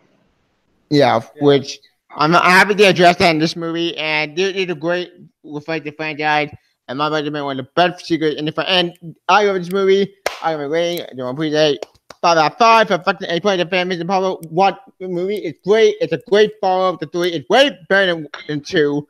Not a good 1. But you know what? Screw it. I think this movie is better than 1, better than 3. And I think it's my favorite and Pablo movie of all time. I love this movie next to 5. And at the 6, we'll get the movie later. And I highly recommend watching the movie immediately because this movie is great. It's a great follow up to 3, and awesome, better, and it's one of the best movies of all time. Watch it. Oh, also, at the end, we get the Syndicate, which we'll get to that later. And that's number 4. Ratings? And my rating with Ghost Protocol is definitely recommended, but not the best. As people say it was, you have some people love this, some people hate it. I did. I love it. I saw an IMAX. Awesome. I rewatch it. I can rewatch it anytime on Blu-ray, and I have a smile on my face all the time. I can see Ghost Protocol anytime. It's a fun movie. I love the actions. You had good cameo appearance by Luke the Stickle. Yeah, yeah, an awesome movie. Yeah, and the story was good. The villain, not memorable, but I don't mind him. Yeah, I don't mind him. Definitely recommend it. Yep. Josh? Well, Ghost Protocol, this is my favorite one in the entire series. Great action, great story. The villain may not be memorable, but I can tolerate him more than Scott. More than the one in the second one, yeah. More than 2. More than 3 with Emily Hopkins, but no, not Emily Hopkins. Shit. Philip Seymour Hoffman, not Anthony Hopkins. They sound the same. Yeah, their names sound similar. Yeah, Hopkins, Hoffman. Yeah, I can see why. I really enjoy the action scenes. I like the team. I like Jeremy Renner, Paula Patton, and Tom McKenna. Honestly, this is getting a 10 out of 10 for me. 10 out of 10. John, what's your rating? Yeah, I would give it like an 8 out of 10 because, you know, the villain did kind of bother me. You know, he's like not in the film that much and he's not threatening. He kind of like jumps off and nearly kills himself. And I'm like, that's kind of stupid. I mean, it is an action movie. I could suspend my disbelief. Yeah, and also, my personal preference, I don't like reading the subtitles. There's like way too many subtitles in the movie. That's one thing I didn't mention. That's the only thing that bothers me. Like they're in Russia. They have to read the subtitles. Like, okay, but it's a little bit too much for me. But anyway, but the action is definitely some of the best I've seen. The scene where the car almost hits him in the sandstorm, awesome. That's a very cool shot. It was like very cool shot. I was like, oh my god! the scene in the building, climbing in the building, and the scene when they go to India. That's a beautifully shot scene. The car, it looks like a Transformers car. It's awesome. Paula Patton's green dress. Sexy. She kisses Cruise and it doesn't feel forced. I'm like, that breaks a lot of barriers right there. Yeah. And it really does. That Cruise will kiss any woman, no matter what gender, no matter what age, what race. He doesn't care. Yeah. Awesome. He goes for it. It was funny. I laughed in a lot of time. It was funny. It had a sense of humor. The scene where Jeremy Renner's jumping in that chute, with the and then I catch you. And yeah. That was great. He's like flying. He's like this. It's like. And yeah, it's an intense scene, but it also made me laugh. Yeah, it was funny. This movie is how you do a private sequel and a fun movie done. That's it. And it's a 4th movie. Usually by then the films start to get stale, but this did not. It was an adrenaline rush. That year, 2010 and 2009, I forget what year. 2011. 2011. Very interesting year for me. It's doing it. I think I was in high school during that time. Damn, time flies. Yeah. Like But that the movie great is. for me. Wait, we're getting to that. Sorry. A family, a movie, a bad game. 2011 was a great year for me. It says the best action movie of the year. Yeah, definitely one of the best. Yep, I agree. Like 2011. I'd rather see that than any of the Transformers movies because that came out in 2011. Well, damn it! I could be that summer. I wish this should have been a summer movie. Yeah, because it came out in December. Hold on, is it the same year that Transformers 3 released? Because I like Transformers 3. Yeah, The Dark of the Moon. It came out the same year. It came out the same year. I love Dark of the Moon. Dark of the Moon, I get enjoyable, but it killed off way too many characters, and then it's too long. It's way too long. This movie was way shorter. We're talking today. Anyway, yeah, but let's get to the one. What's the best movie to find out? Rogue Nation. My third favorite. My third favorite. Yep. I love this woman right here. This woman really does it for me in the film. Like the fourth movie, is an excellent follow-up because this movie picked up four left off, but it feels like it's its brother. It like you put the fourth one and then you put this one. It's like time didn't fly at all. Yeah, you don't believe that the movie came out like 4 years later. That's 4 years. Protocol. That's awesome. I'm glad the movie picked up four left off. It obviously made the fourth movie after going the first movie. It got in the second movie, obviously. The second movie just garbage. We don't talk about that movie. Yeah, that was a So ignore that one. Movie, oh my God! I'm gonna be gushing a lot. Sean's gonna hear this. Intentional. This was the best balls the first movie we had in years. Like, holy shit, the movie was awesome. Like the first opening when you get to the plane. That was crazy. To the plane, no CGI. Really that was really him doing that, and it looked amazing. That was insane and intense. Yeah, this is what Tom Cruise became a Daredevil, but I would say he became a Daredevil in Fallout. This one started to become one. Yeah, he's a superhero. He's like he can do anything, but in a good way. Yeah, and seeing this in the theater really paid off. It was. We're seeing it here with that sequence with the plane. I thought it was going to be near the climax, but actually the first action scene. Holy shit, that was really scary. That scene on the plane, that was awesome. Yeah, it was awesome. But then when you actually they do a lot of great plane scenes and helicopter scenes in these movies. Yep, absolutely. They know how to do it right. Yes. Benji and all the movies. The scene where he's playing the Xbox. Yeah, that was funny. I was laughing my face off. He playing Halo. Playing the Xbox. But when you get on the plane, you're like, hey, look. When you get the plane itself, and then you get the opening theme song. That was amazing. That was a great opening scene. Like, this movie copied James Bond, but it actually does it better than James Bond. Look, I love James Bond, and I love Spectre. Yeah, this is better than Spectre. Obviously. Yeah, but Skyfall is really good, but it's too long. It's Skyfall really amazing. I love Skyfall, but Spectre. Look, hold up. Hey, hold that thought. Well, but the trailer, Josh. When the trailer comes in, I really got pumped, especially that song. I still like this movie despite its problems. I think it's a great movie. Yeah, I like that movie too. Do you have this on Blu-ray? It looks fantastic on Blu-ray. Yeah, I don't want a Bluray. I love this movie. This should have been my second favorite film of 2015, easily behind Avengers: Age of Ultron. It was one of my favorites. One of my favorites. Yeah, I love this movie, and the locations that they did. Yeah. Well, after the opening, we have to talk about her. You have to go back to talk about. We got the parents, we got the new antagonist, Solomon Lane. Oh yeah. That's his voice for the whole movie. He sounds like Gollum from Lord of the Rings. But it's awesome. Solomon was a better antagonist.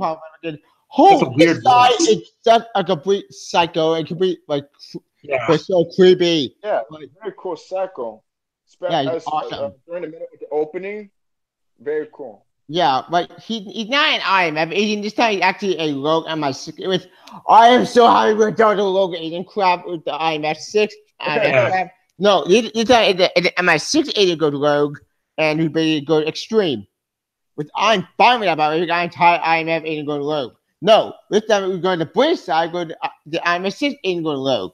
But I'm fine with that. Thank you, Mission Impossible 5, for fixing that problem with IMF. Yeah, and it has the word rogue in it, and it's not boring like another movie with Rogue. And that's about Syndicate. Syndicate. That's an awesome name. Yeah, Syndicate. I would say it could have been Jason Bourne. It could have been what like Jason Bourne would be. I'll talk about the Fifth Bourne, but scratch. Yeah. Yeah, the that movie was so boring. I was so underwhelmed. No, Sean likes that movie. I get it. It has some decent action, but this is way better, man. Yeah, I agree. Like, that was a bomb.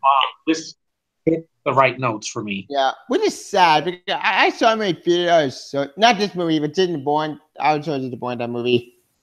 Yeah. Every the fourth movie, love it, I hate that fourth movie. The fourth movie a lot of fun. Well, with the fourth movie, it tried to do something different, but it failed me. Anyway, let's move on there. We can draw Jason Bourne. Also, Alec Baldwin's good in this movie too. He was a nice addition.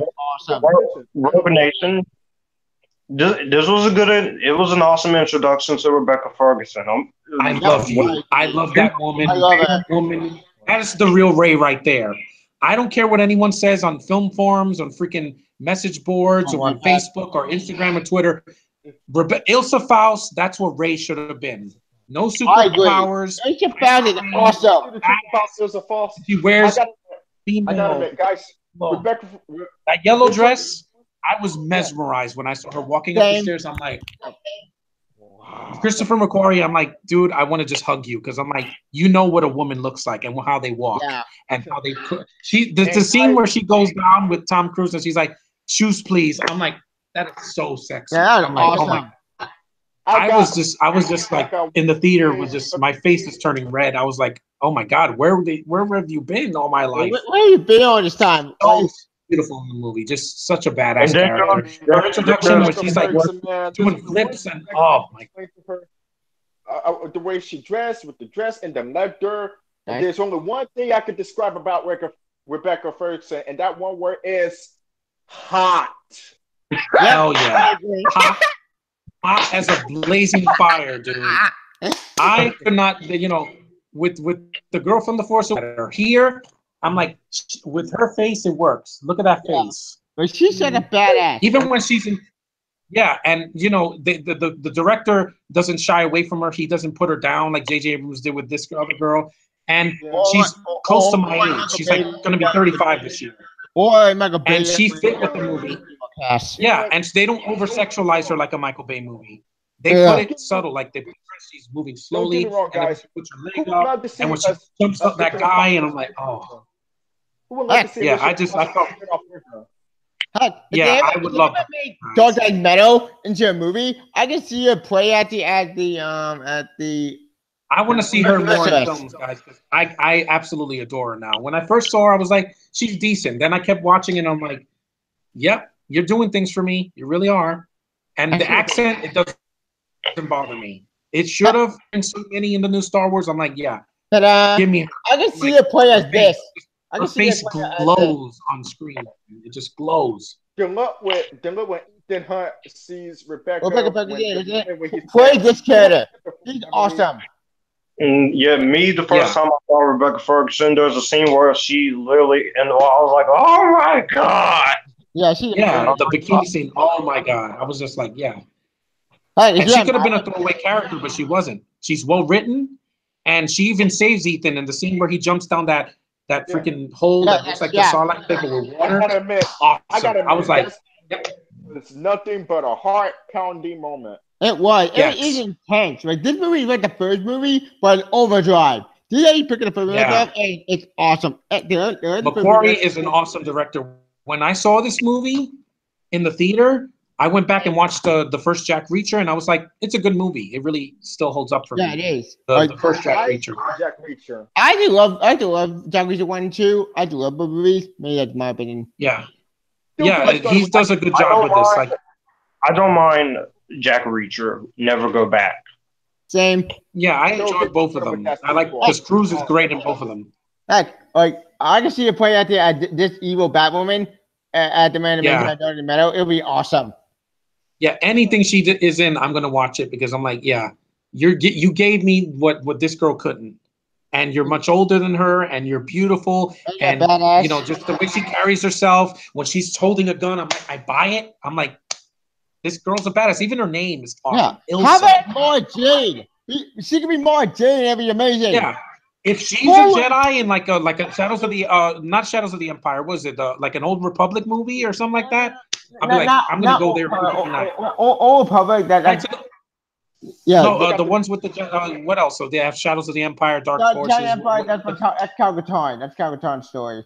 Yeah, but the one with Mara Jade, the storyline with her. Luke's wife. Mara Jade, Luke's wife. What about the music score by Joe Kramer? Yeah, the music by Joe Kramer. I like. Excellent. It's well done, yeah. But Fallout definitely is the best one I've heard. When we get to Fall. Oh my god, it's a great Fall this movie. Speaking of the Syndicate is such an ancient organization because you run like agents who are dead, but they're not dead. And it's run by Solomon Lane, and Solomon Lane took the idea from the Prime Minister, not the Prime Minister, the head of the MI6, and it's very, very twisted. It's such a twisted organization that's awesome. Like Solomon Lane. Yeah, remember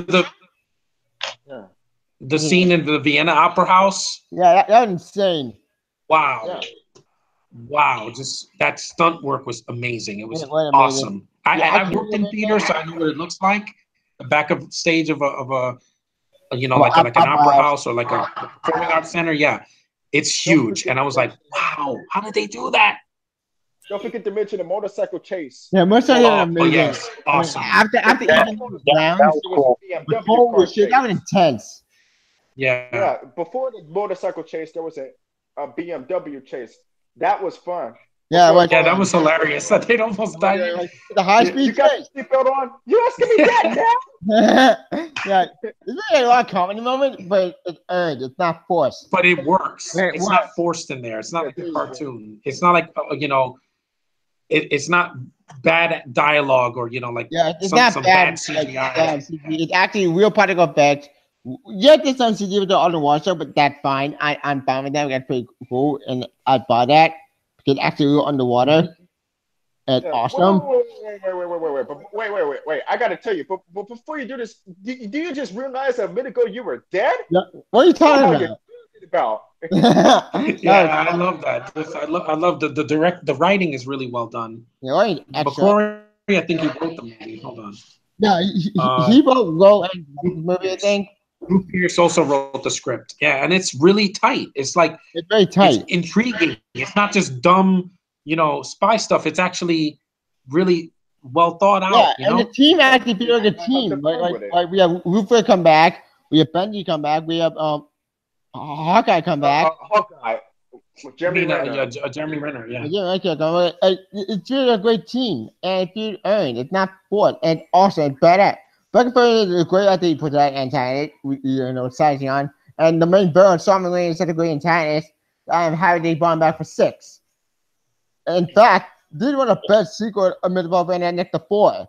4 brought the Midnight back from the dead. 5 was a great follow-up, and did a great, I think, middle part of the saga. And Marvel made one of the best middle chapter in the saga. And the holy shit, near the ending, with the bomb with Benji, that was intense. Yeah, that was holy shit. Yeah, I was like, oh god, they might kill him off. Like Benji not gonna make it. But yeah, it worked. Yeah, it did work. I love that. So, but the way they beat Solomon Lane and the way they took down the other guy was awesome. Yeah, when they gassed him, I thought he died, but no, they kept him for Fallout. Lane working to the IMF. Like that was awesome. Yeah. And he's like, oh, yeah. Yeah, he deserved that to be trapped like a rat. Yeah, awesome.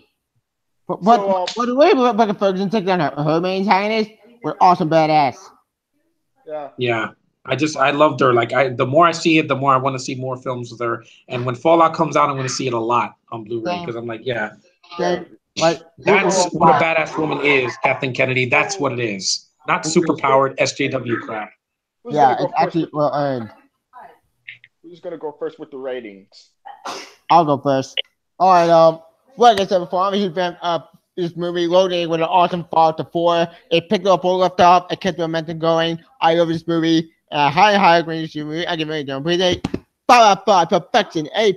If I made a ball tonight, watch this movie. If you fancy a great action movie, watch this movie. This is a great ball to 4. I highly recommend it. It's awesome, badass, and I love this movie. It's perfection. A+. All right, ladies and gentlemen, my rating for Mission Impossible Road Nation. Before I get out my rating, everything. Story is great, top notch. Action was cool. The BMW chase, car chase, water scene was heart pounding, intense, phenomenal. Rebecca Ferguson stole the goddamn show. Sean Harris was a cool villain, a very cool villain, but I still prefer Philip Seymour Hoffman. But and the trailer got me so. Still amazing. Trailer. Yeah, especially Ready or Not. Here I come. You can't hide. Gonna find. Yep. But overall, Mission Impossible Road Nation is my third favorite, and for that, 10 out of 10, my movie victory. Love it. Yep. Josh. Well, Mission Impossible Rogue Nation. This is how a fifth installment is done. Yep. Yes. Really loved this sequel. I love the action. Rebecca, 2015. Thank you. You introduced me to 2 awesome female women, and Rebecca Ferguson, and then Scarlet Witch in the Age of Ultron. Yep. Yeah, absolutely, definitely. In fact, both Rogue Nation and Spectre came out at the same time, and Spectre was too late. Yeah, it was a little bit too late. Spectre, I love Spectre. I think it's a good sequel for Skyfall. Not a good Skyfall, but it's a good sequel. Maybe that's my opinion. But you know what? I think it really killed Spectre. And it did. The momentum. I really like the action. Tom Cruise and the team is great. But now, even with Rebecca Ferguson, I want to see more of Rebecca Ferguson myself. Yep. That's a bad. I'm gonna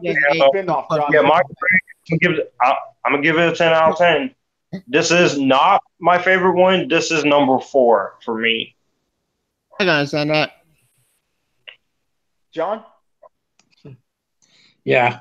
What else can I say about this movie? I reviewed it twice on my channel. Yep. It was my second favorite movie of that year. It did not disappoint me. You had new plot twists, and you had, new characters that didn't bother me. New antagonists. The action. Yeah, new antagonists, and a new director that actually knew what he was doing. Christopher McQuarrie. He's basically like Christopher Nolan. He knows how to direct. He has a great visual style, which I love.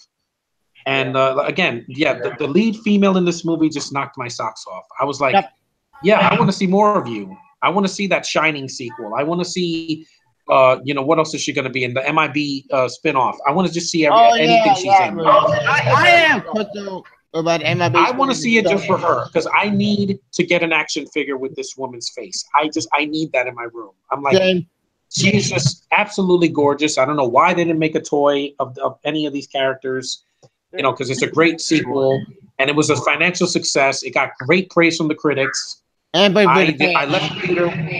I left the theater with a smile on my face, and it is not perfect. I think there's some scenes that drag a little bit in the middle, but other than that, with the when the IMF are talking in the courts, that's a little bit dull for me. But other than that, I give it like an 8.5. It's a great movie. This is how filmmaking is supposed to be. It didn't get stale. And Cruise is still on game, on point. He's still doing his own stunts. Great female lead, good-looking film, great action, a plot that goes really quick. This movie is 2 hours and 11 minutes, and I never felt the running time of this. With Fallout a little bit, but we'll get to that. Rogue Nation, just badass. Just Mission Impossible Fallout. Yeah, I don't have the Blu-ray yet, but I got this movie bill. I have 2 of these. Nice. That's awesome. I'm gonna show the picture while we're doing. Easily my second favorite in the series, Fallout. Yep. Oh my god, I love this movie. Now I think the finale of the entire friend discussion, the way it's doing the trilogy of movies is it not true now? It's about Fallout. the best Mission Impossible movie of all time, and this one killed it. Like, I love this movie. Awesome. I love this movie so much, man. This movie, The Dark Knight of the Mission Impossible, The Dark Knight. Yes, absolutely. Yep. It's a very long movie, and I felt none of it except the scenes with Vanessa Kirby. But we'll get to that. But yeah, this delivered. It's the best summer movie post Avengers: Infinity War. Period. Like, I'm not going to see a better movie than this the rest of this year. I guarantee you. Well, Guys, if you gotta hear me out. Black Panther, we know what that didn't mean. So we're gonna for the COVID. Because, you know, yeah. What a treat. Yeah, like what I love this movie. What a great secret to Low Nation. And yeah. this movie, Oh my God. But actually, the same director. I mean, that just shocked me because you didn't have a problem with it. You didn't have a continuity. Okay, there's no continuity. Yeah. Like, continuity is very loosely based. But this movie, the picture of thought left off, but it actually followed up with the director of 5. That is amazing how they would do that. They were to keep 5 tone and keep the main story of 5 actually pick up 5. It's awesome. Like, holy. And this is the only movie where they say the F word, and I'm like, wow, they went there. First movie in the Mission Impossible franchise had the F-bomb. Why do you have to make things so fucking complicated? Yep. Yeah. I was like, wow. If I could hear that here, I could hear it anywhere. I was like, yeah, it's Deadpool 2 is not the only sequel that had it. I was like, awesome. Even though Cavill, you know, I'm on and off with him, but here he was a passable villain. He really was, because he knocks people through walls and he's so intense. And I was like, my God. And I knew he was the villain from the beginning. So Henry Cavill at CIA assassin. Holy shit, he does look like an assassin. That he played to his strengths. He really did. Yeah. And I don't Henry Cavill, man. But I gotta admit, I think Henry Cavill is great as more a villain than Halo. He should play a villain more, because I'm like, here, I like that movie, but as a villain, he just had this like the look in his eyes. He didn't have to say anything, and I was like, okay, I get it, I get you. And like, when they fight that Asian guy in the bathroom, awesome scene. Wow. I wanted to stand up and ovation. I was like, but that chemistry is amazing. I was like, and Henry Cavill assassin character are good chemistry. I really love their dynamic. Yeah. The way he remember when they were jumping out of the plane and he like breaks his tube? It reminded me of the Dark Knight Rises. That was funny. Bane's like tube off. I like him in this movie. Now, I am besides Sean. One at a time. I am the second person defending Cavill, but I think he's good Superman. But here, I really enjoy him as a CIA assistant because somebody else other than Zack Snyder is directing him. Yeah. Like, Snyder misused him a lot. Look, I don't blame Henry Cavill, man. I don't. Snyder, it's the script. It's just your script. You want to let him make a joke. I agree. The script here is nothing. It's sad. I think he's a good actor. Very underrated. This one. Because I have a lot to say about Fallout, but not too much. Yes. This movie, I was amazed. It literally blew me away from start to finish. But here's a fun fact. Well, my fun fact. When I first saw this trailer, when I see that Ethan and Julia gets married, I said, wait a minute, didn't they get married in Mission Impossible 3? And when I said that, it's got to be Ethan Nightmare scene. Yeah. I was right. I was like, God damn it, I was right. I knew it was a nightmare. I knew it was a dream. I was like, where Solomon Lane shows up. And it was intense. There was 2 gotcha moments in the movie that surprised me. The opening and at the very end. That scared the hell out of me. I thought we were going to die. Yeah. But you know what? More danger. Like, and also, this story we get her back. Yeah, Rebecca first. Oh my God, yeah. Rebecca Ilsa, yeah. As Elsa, still kicking ass, taking names, and she's pregnant during filming this movie. I give her applause because her and Gal Gadot, they still work even when they have a child coming. Indeed. I'm like, that is so badass. I'm like, you women, you go girl, girl. There are problems. I guess she had that Captain Marvel. Holy shit, she came in Captain Marvel MCU. Damn it. Oh well. But Oh well, I have problem with- we're getting Brie Larson, so I'm happy. But yeah, Rebecca Ferguson, she could have been used more in the film, but the second half of the movie, I was like, yeah, you are still my Ray. There's no doubt about it. Speaking of time, we're going to Just, you know, just we're going to tell Solomon Lane. Solomon Lane is still creepy. Yeah. the first. yeah, his the voice first is still that was turned into the intimidating. next Yeah, movie. His plan is a lot more darker, but nuclear bombs, holy shit, that's like Yeah. insane. that's like terrorism right there. Yeah. Wow. But you know, there's also destroy Syndicate, but Syndicate now get reoriented, new organization called in the part. yeah. I didn't see this in 3D, but yeah, it was worth seeing it in 2D anyway. Yeah. You know, there are problems I have with Fallout. Number one, there was missing trailer scene. One, It was, but I ain't care about that, to tell you the truth. Yeah. Which scene was it? I think it was 3. One when Ethan has to rope, swing it down during the club scene. I'll recover it. I don't know. We're not gonna Oh yeah, I think there was a scene cut out, but they didn't. The trailer didn't lie though. Most of what was in the trailer was in the film. Yeah. And when I said it looked like a DC movie, it still felt that way. Yeah, it was amazing. Yeah, but especially when Ethan was in a helicopter, I thought we were going to see the scene. Yeah, where that was intense. helicopter Holy was, the truck. Where is that? I want to see it. Oh well. But and I think when they Ethan, August, and White Widow escaped from the club, there is Jumping out of a window. Oh, okay. That was funny. He breaks the window. That was great. It's like he's suicidal at this point. He runs fast like a marathon runner. It's amazing. Yeah. All those shots. He's trying to get up. Oh, speaking of twists, one twist I did not see one coming with the series, but back to spoiler for Sean and for Parker. Yeah, Sean Parker and for my good friend Landry. And Anthony. Well, Anthony saw the movie, right? Did Anthony see the movie? Yeah, he saw it. Anthony. Yeah, he saw it. I wanted to get him before this guy, but I don't know he could join us. Anyway. It's okay. We have a lot of people here, and yeah, we're talking about it. Yeah. So, yeah. There's a scene right there. There's a picture. So whoever wants great little bill, right? I forgot one action scene when Tom was running and he broke his ankle during the scene when he jumped. Yeah, when he fell off of the bike. Yeah, when that was for real. Yeah. No, I think when he jumped from the building, that's what he hurt his ankle. Yeah, and it looked real. It didn't look like it was a movie. I was like, wow, and he survived that? People gasped in the theater. They were like, yeah, Paramount. I gave Paramount. I give you credit. You kept that in. Yeah. Yeah, that was amazing. I got to tell you that. Paramount have the balls for keeping that scene with Tom Cruise trying to get back up and limping off set. Thank you, Paramount. Yeah, they're not going to pussify it like Disney. They're going to keep that in there. Yeah. It was intense. It was like, wow, he went for it. He's like, I don't care if I break a leg. I'm going to do this movie for the fans, and it was for the fans. Yeah, it was. Like, this guy is committed to the core.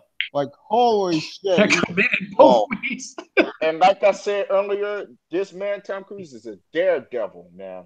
Yeah. Insane daredevil, but an awesome daredevil. Oh, speaking of and also or the old team. Which one? We got so Simon Pegg comes back. Yeah, we got even Ving Rhames comes back. Ving Rhames come back. Alec Baldwin comes back. No Hawkeye. No Hawkeye. Yeah. That was the biggest thing. I can understand screw that. You, Tag, that movie Tag. I'm gonna say screw you because Jeremy Renner got hurt doing that, and that movie I had no interest in. I ain't see Tag. Yeah, I don't see it because it hurt Jeremy Renner, and that's why he went into this movie. I can forgive that he's not in the movie because he's doing Tag, and he was also doing the other half of Infinity War. That's true, Infinity War too. Him next year. Yeah, but he should have been in the movie instead of this girl. I'm sorry. This was because I agree. She could have been White Widow. What a useless character. Yeah, whatever. In the trailers, they put her like she's gonna be this badass with a knife, and that's one scene. The rest of the movie, she talks, then she disappears at the end, and then she captures Solomon Blake. That's it. Yeah. There's your character, Husa's character. Oh, then again, that's all in the problem. Well, I do like the bathroom scene. That was my favorite part of the movie. I love that. Awesome. I was like, oh, is this guy gonna stop fighting? I'm like, it's like a kung fu flick. Yeah, it was awesome. The guy is like knocking them through walls, breaking the bathroom stall. I'm like, wow. But the way that they take down this guy with Elsa when she killed him, that was that was a great. I almost lost it in the theater. I was like, that's a great perfect entrance. His face, after the covered face, that was funny. Music composed by Lorne Balfe. It is? Yeah, it's the Dark Knight. The score. It really is. Yeah, but it actually works. What? What? I was like, where's Batman? Show me Batman right now. I want to see that right now. We need this guy he needs to do the score for the next Batman movie. Yeah, he does. Period. Amazing. Because this sounds just like a Dark Knight score. And I was like, let me check what else he's done. Speaking of score, speaking of this movie, what's the one there movie? If another character came back, Ethan's wife. Yeah, Jillian.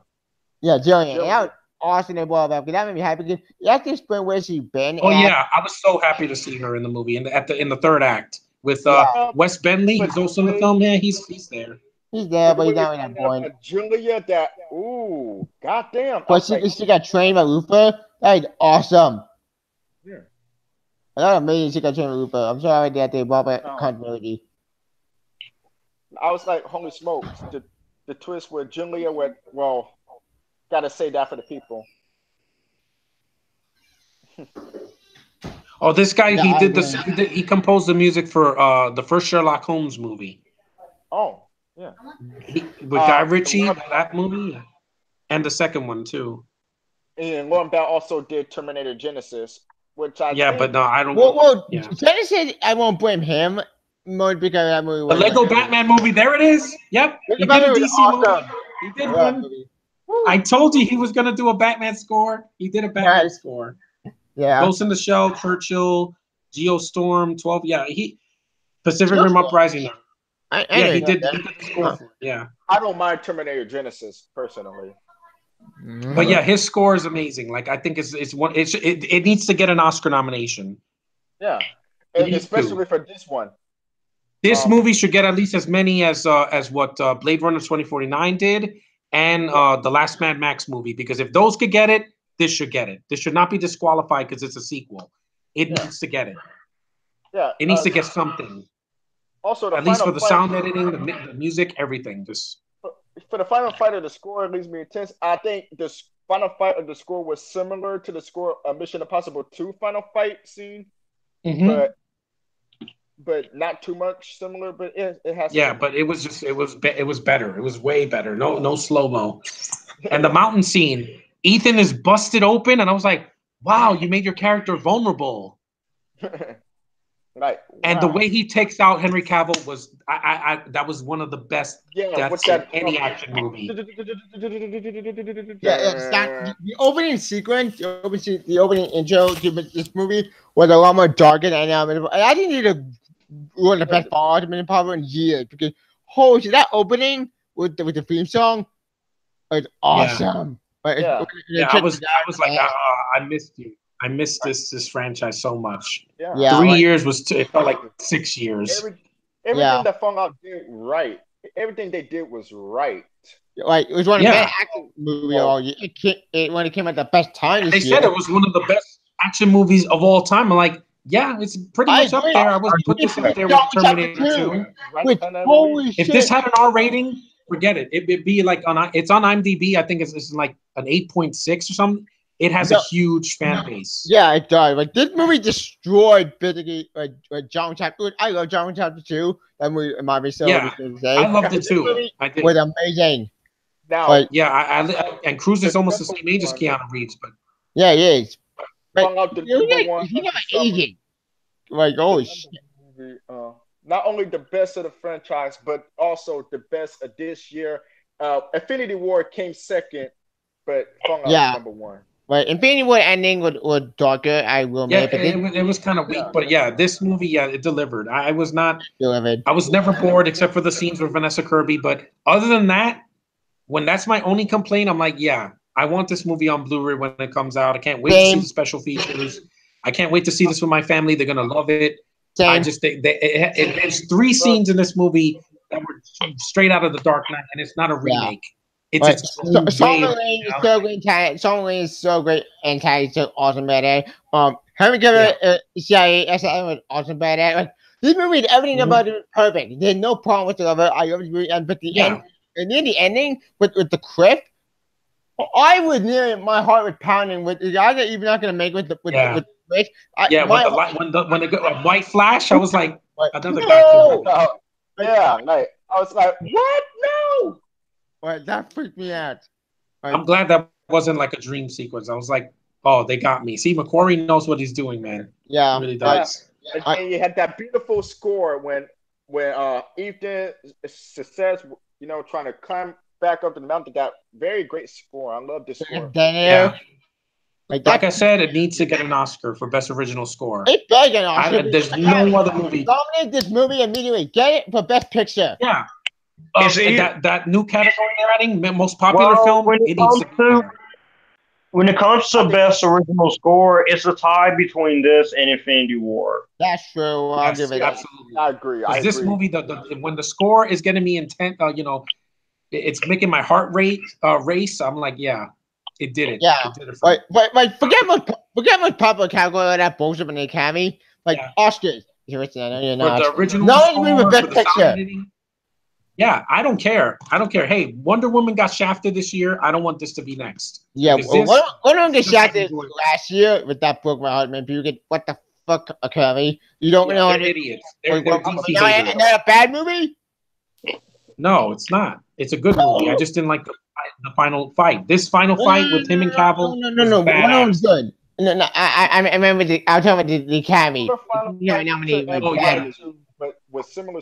I will give you this, Academy. At least you gave it to 2049 best cinematography. Yeah, you get that one. Gorgeous. That movie's the most beautiful looking film of that year, and this movie was just as beautiful. Like there were shots in the film where there's like wide shots, and I was like, wow. This is the 6th movie in the franchise, not the first or second sequel.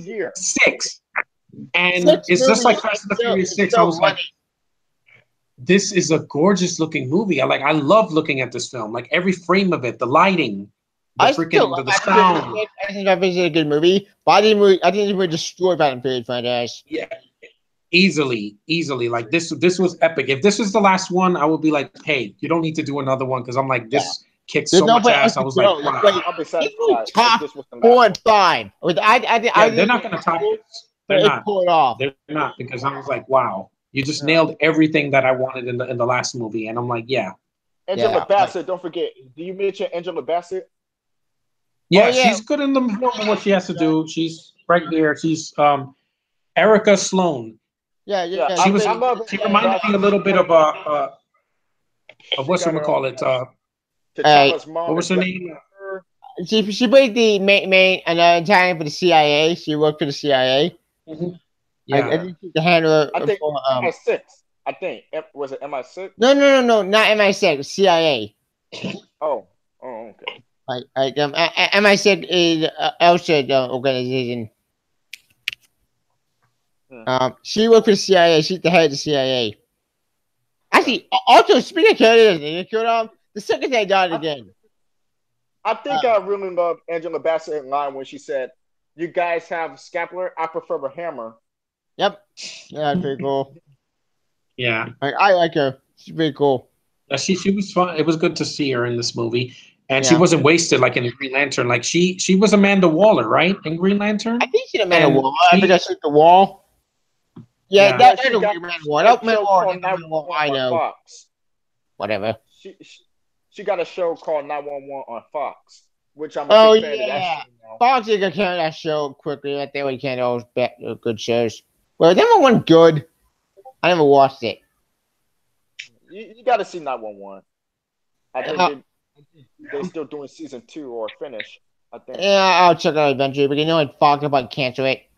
You fucked it. Oh my god, shows. Put it on Netflix, maybe. Yeah, they should just put it on Netflix.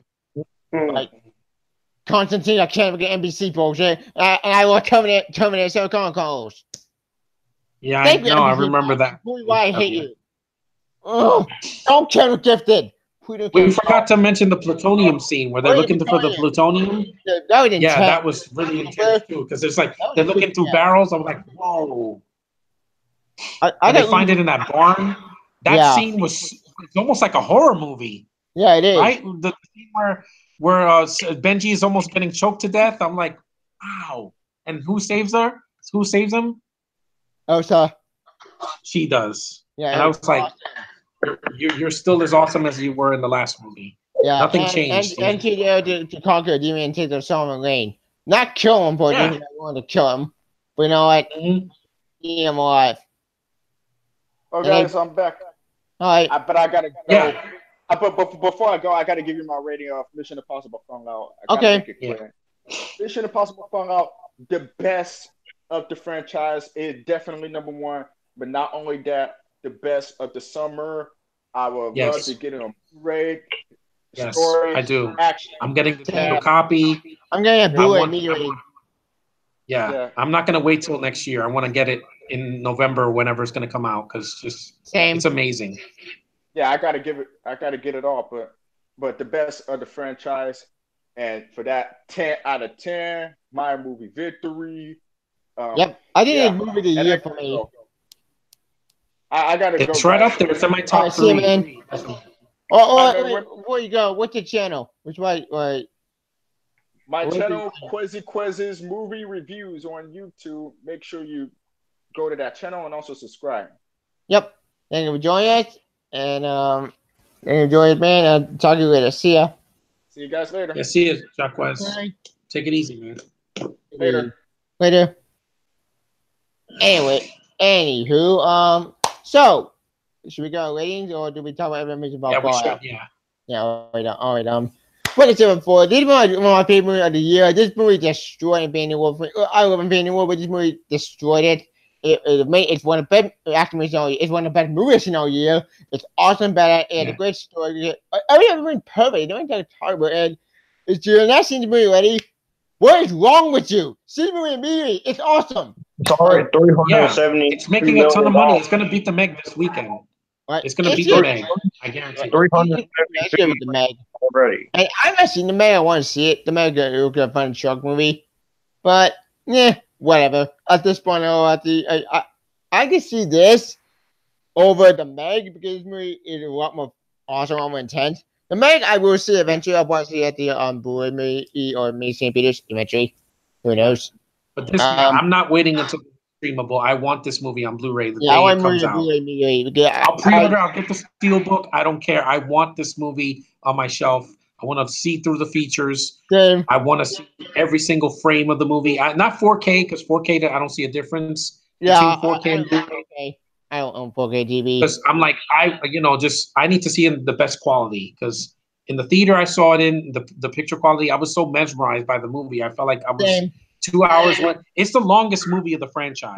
It's over 2 hours and 20 minutes. And I was like, it flew by. Just a few scenes that could have been cut, but that's when I have it on Blu-ray, I'll skip the boring scenes of White Widow.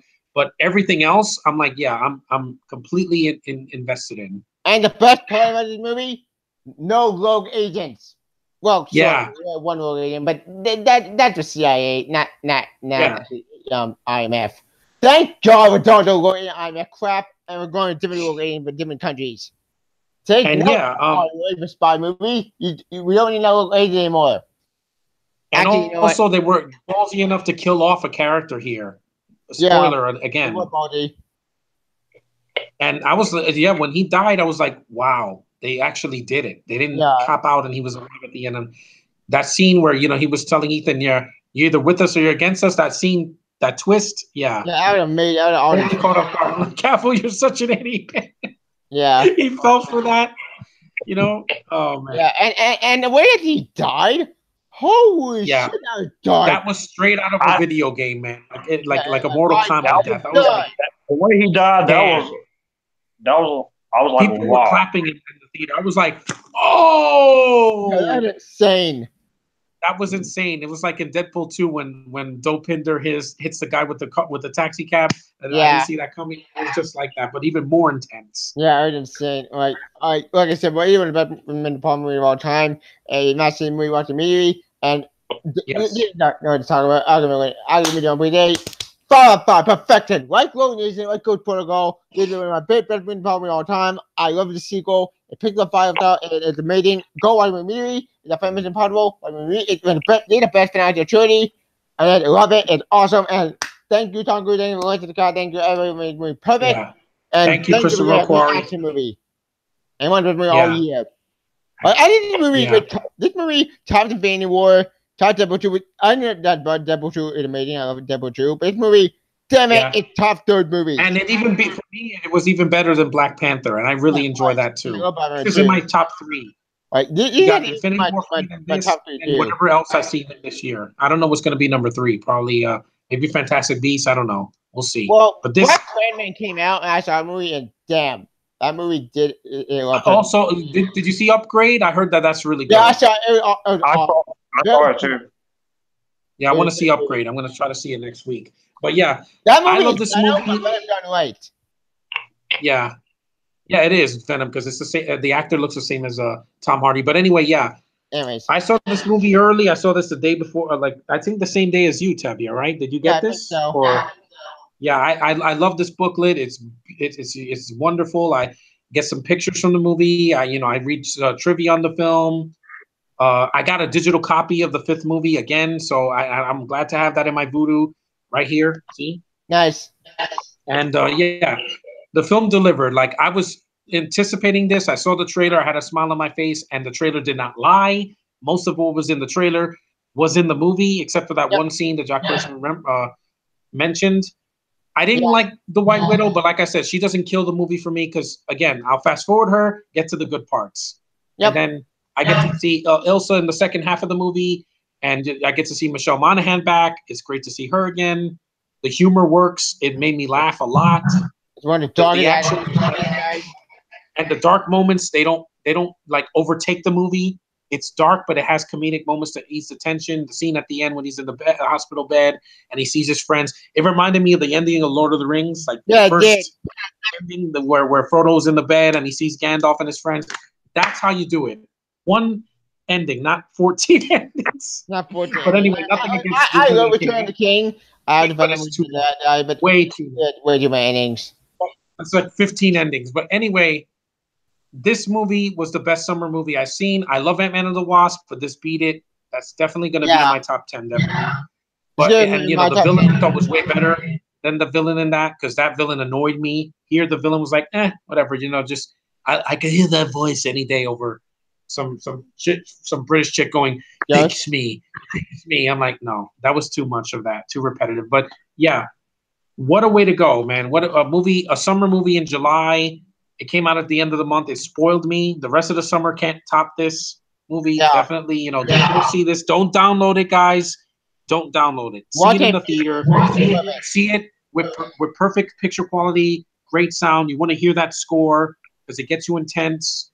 If they do another one, well, it won't top this one. How do you want to go to space? Yeah. That's a bad idea. But anyway, yeah.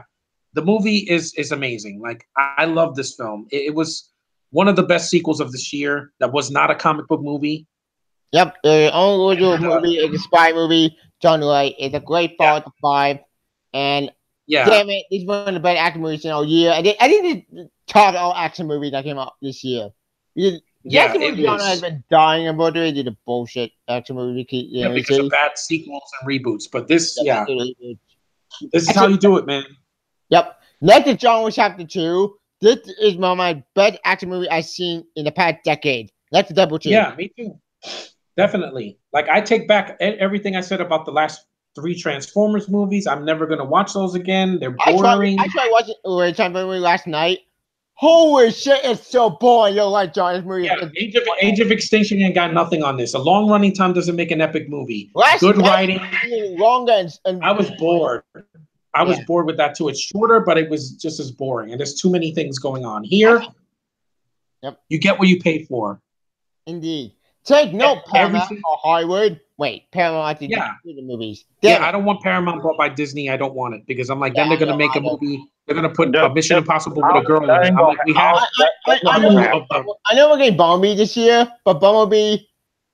It's gonna be. It's not in December. It's too cold. I'd rather just wait. And same thing with Aquaman. Aquaman's not gonna beat this. I'm sorry, DC. Also, Spider-Verse comes out December too. That too. Yeah, I wish it was coming out earlier. Yeah. And also, what else is coming out? December's Predator. Predator coming out. That's real cool. For that one. But December is gonna be packed. Holy shit! It's gonna be a packed December. Yeah. And this movie. What happened? Nothing. It's November and December are both going to be packed. You have J.K. Rowling. Yeah, you have Wreck-It Ralph 2. You have The Grinch, and you have that. The Grinch, I don't care about that much. Maybe. With Wreck-It Ralph 2. Wreck-It Ralph 2, I'm looking forward to. We gotta go to the first movie, but you know that I wanted to turn out because picture a sequel that 50-50. A Cover 2 I think would have made a Cover 2, but Wreck-It Ralph 2, we'll see. Yeah, I don't think it's not going to be in my top 5. There's definitely no, because I already got like 4 slots. I have 1 more. Same. We'll see where that happens. Because I waited all year for this. I was like 7 months. They felt way too long in the first half of the year. Then this comes out. I'm like, oh my god, disappointing. It was a lot. Damn out awful. I'm so disappointed. I didn't care about that. Mute came out on Netflix, and you had that awful Cloverfield paradox or whatever. You sucked. Cloverfield paradox. Cloverfield made no sense. Like what? This made up for DC not having a movie this summer. I'm not counting Teen Titans Go for the movies. I'm not going to count that. Yeah, this made up for it. Because I'm like, this felt like a DC movie done right without studio interference. That's the best thing about this. It's a complete movie. Yeah, there's nothing it's not Justice League bad. It's not incoherent like Suicide Squad. It has a lot of action. It has a plot that goes forward. It doesn't stop for like 20 minutes of talking. No, it just keeps going. And just, the intensity of the film, I still feel it. It's been weeks since I've seen it in the theater, and I'm like, I want to go see that again. Yeah, I saw it on Blu-ray DVD. I wanted to make it look great. I saw it on anyways. So should we end? John, what's your rating? Yeah, my rating is a 9 out of 10. Mission Impossible Fallout. 9 out of 10 because I did not care for Vanessa Kirby in the movie. I miss Jeremy Renner. It was pretty cool. Pretty good. How they're going to beat Fallout, I don't know, but we'll see. I don't care about Fast and the Furious 9 or whatever it's called. What's it? Hobbs versus whatever. I don't care about. Yeah, also Shaw. And then also, this is my second favorite series. I do not know where this is going to go on my best stuff because as of right now, Infinity War is number 10. Only because I don't like the ending. I pretty like the Infinity War, but I mean that might be I read the actual Infinity Gauntlet story. We're gonna have to wait to see what is going to make my number 1 later on this year. And it's not going to be Venom. I tell you that. It's not going to be Venom. No, that's going to be that's going to be on my worst phone if I do. Because I'm gonna have to. I will see Venom in theaters because of curiosity and because I'm a Spidey fan. But I'm just like I'll just wait for Spidey next year and Far From Home. That's gonna be better. I know. Far From Home and Avengers 4. Yeah, and Avengers 4. Speaking of Avengers, Infinity War coming Blu-ray. I won't get them. Anyway, we're talking. Then I join and also, Parker, watch these movies as soon as you can, man. All of them. Even the second one, even though it's not great. Yep. Oh, Josh, you're saying? Yeah, I'm willing to get the 6 film Mission Impossible series on Blu-ray. I don't know when it's going to happen, but it's gonna happen eventually. You Not just by your next birthday, Josh. By your 21st birthday. Yep. And I'll be 27. That's in August. Actually, it's August. So early high birthday to me. So I did a early birthday plan for me. Actually, I love this movie. I recommend you the movie and watch all six. Well, skip 2. Yeah. Skip 3. 3 never in the point. 3 is okay. Watch 1, watch 4, 5, and 6, and you're all caught up. You get 4, 5 are the best movie I can franchise. Yeah. I love it the just season keeps on that. getting better. Really Keep getting better and better. I recommend you the movie, and thank you for joining me in the Paul Fan discussion. Stay tuned. Next discussion on maybe actually what comes out at the movie. I think we're going to topics for summer. Maybe we could do the best summer movies, like best or worst summer movies. That's not very like in September, we could do that maybe. But maybe we get Parker and get Sean join us for that one, and Anthony. Yeah. We need to know about joining that one. Anywho, thank you for joining for gun. So next gun on best of worst movie in summer. Maybe for September. If we can't do that, maybe we can do a horror movie month. That's not a bad idea. Actually. I'm doing that in October. Yeah. House of Horrors is good. House of Horrors, or DC. Situation is do Dark Knight Metal. That'll be an awesome movie. I still want to be down to the movie someday because this book is insane. Oh, by the way, I bet it is. It looks insane. This guy, the Batman who laughs, he is so creepy. Like, look at this guy. Yeah, look at that smile. Yep. And also October, we have Supergirl returns and The Gifted returns in October. Gifted. Well, it comes out in September, Josh. It's late September the 25th. Also Supergirl, we are doing a crossover coming out. Black Lightning is coming back. Black Lightning with also Black Lightning. Arrow, I don't care. I don't care about Arrow. Too much Batman. Actually, Arrow is Batman at this point. Yeah. Gotham. What else is coming out? Legends of Tomorrow. I want to see that. Tomorrow. What else? Batwoman coming real soon. Yeah. I could take it or leave it. I don't know. I'll wait for a trailer. Yeah.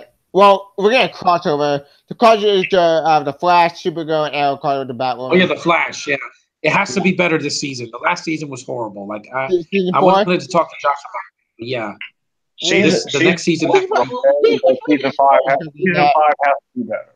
Yeah.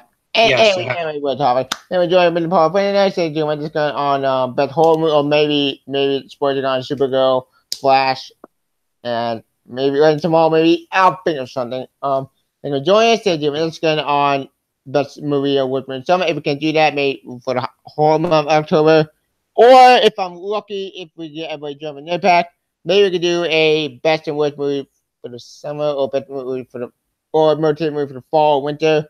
I'll think of something. Yeah. And at the end of the year, we'll do our best and worst of the year. Yeah. And the year, we're best and worst movie of 2018. And hope 2018 it gets better because the summer has been a very mixed reactive summer. We had good movie, a lot of bad movie for summer. Yeah. I avoided, but it was a lot better than the summer last year and in 2016. Yeah, I can easily say. I avoided most. 2016 was one of the worst summers ever. Bad movies that came out this year. Good idea. I wish I did that. I saved myself from 50 Days Free. Thank God I saved myself. Thank God I watched that train. Yeah. I would. I don't want to see Dakota Johnson getting sexually assaulted. That's horrible. If I want to watch that, I could watch Billy Good Dog. Oh wait, shit! The Dark Web came out. Damn it! Damn you, Unfriended! Why do you exist? Anyway, join us. Stay tuned. What's going on the big movie in the summer. Stay tuned at the for not discussing on. I keep repeating myself. Oh wait! Before you go, where are we finding guys? Guys, where are we Josh, finding? Josh, go first. You can find me on my channel, Future Filmmaker 3940. All my social media links are there. See you guys. See you guys. Yep, and John, where can we find you? Yeah, and my name is John Avenger 71985. That's my channel. I also have a Twitter, a Facebook, and everything else is there. This is a lot of fun, guys. I really wanted to do this before the summer ends. Same. Fallout was just so great. I loved it, and can't wait to see more movies with Rebecca Ferguson. I can't wait to see what the fall has to come. The things to come there. And I wish Sean and the other guys were here, but hey, you're here in spirit, and we mentioned you guys, so yeah. Yep. And also, oh,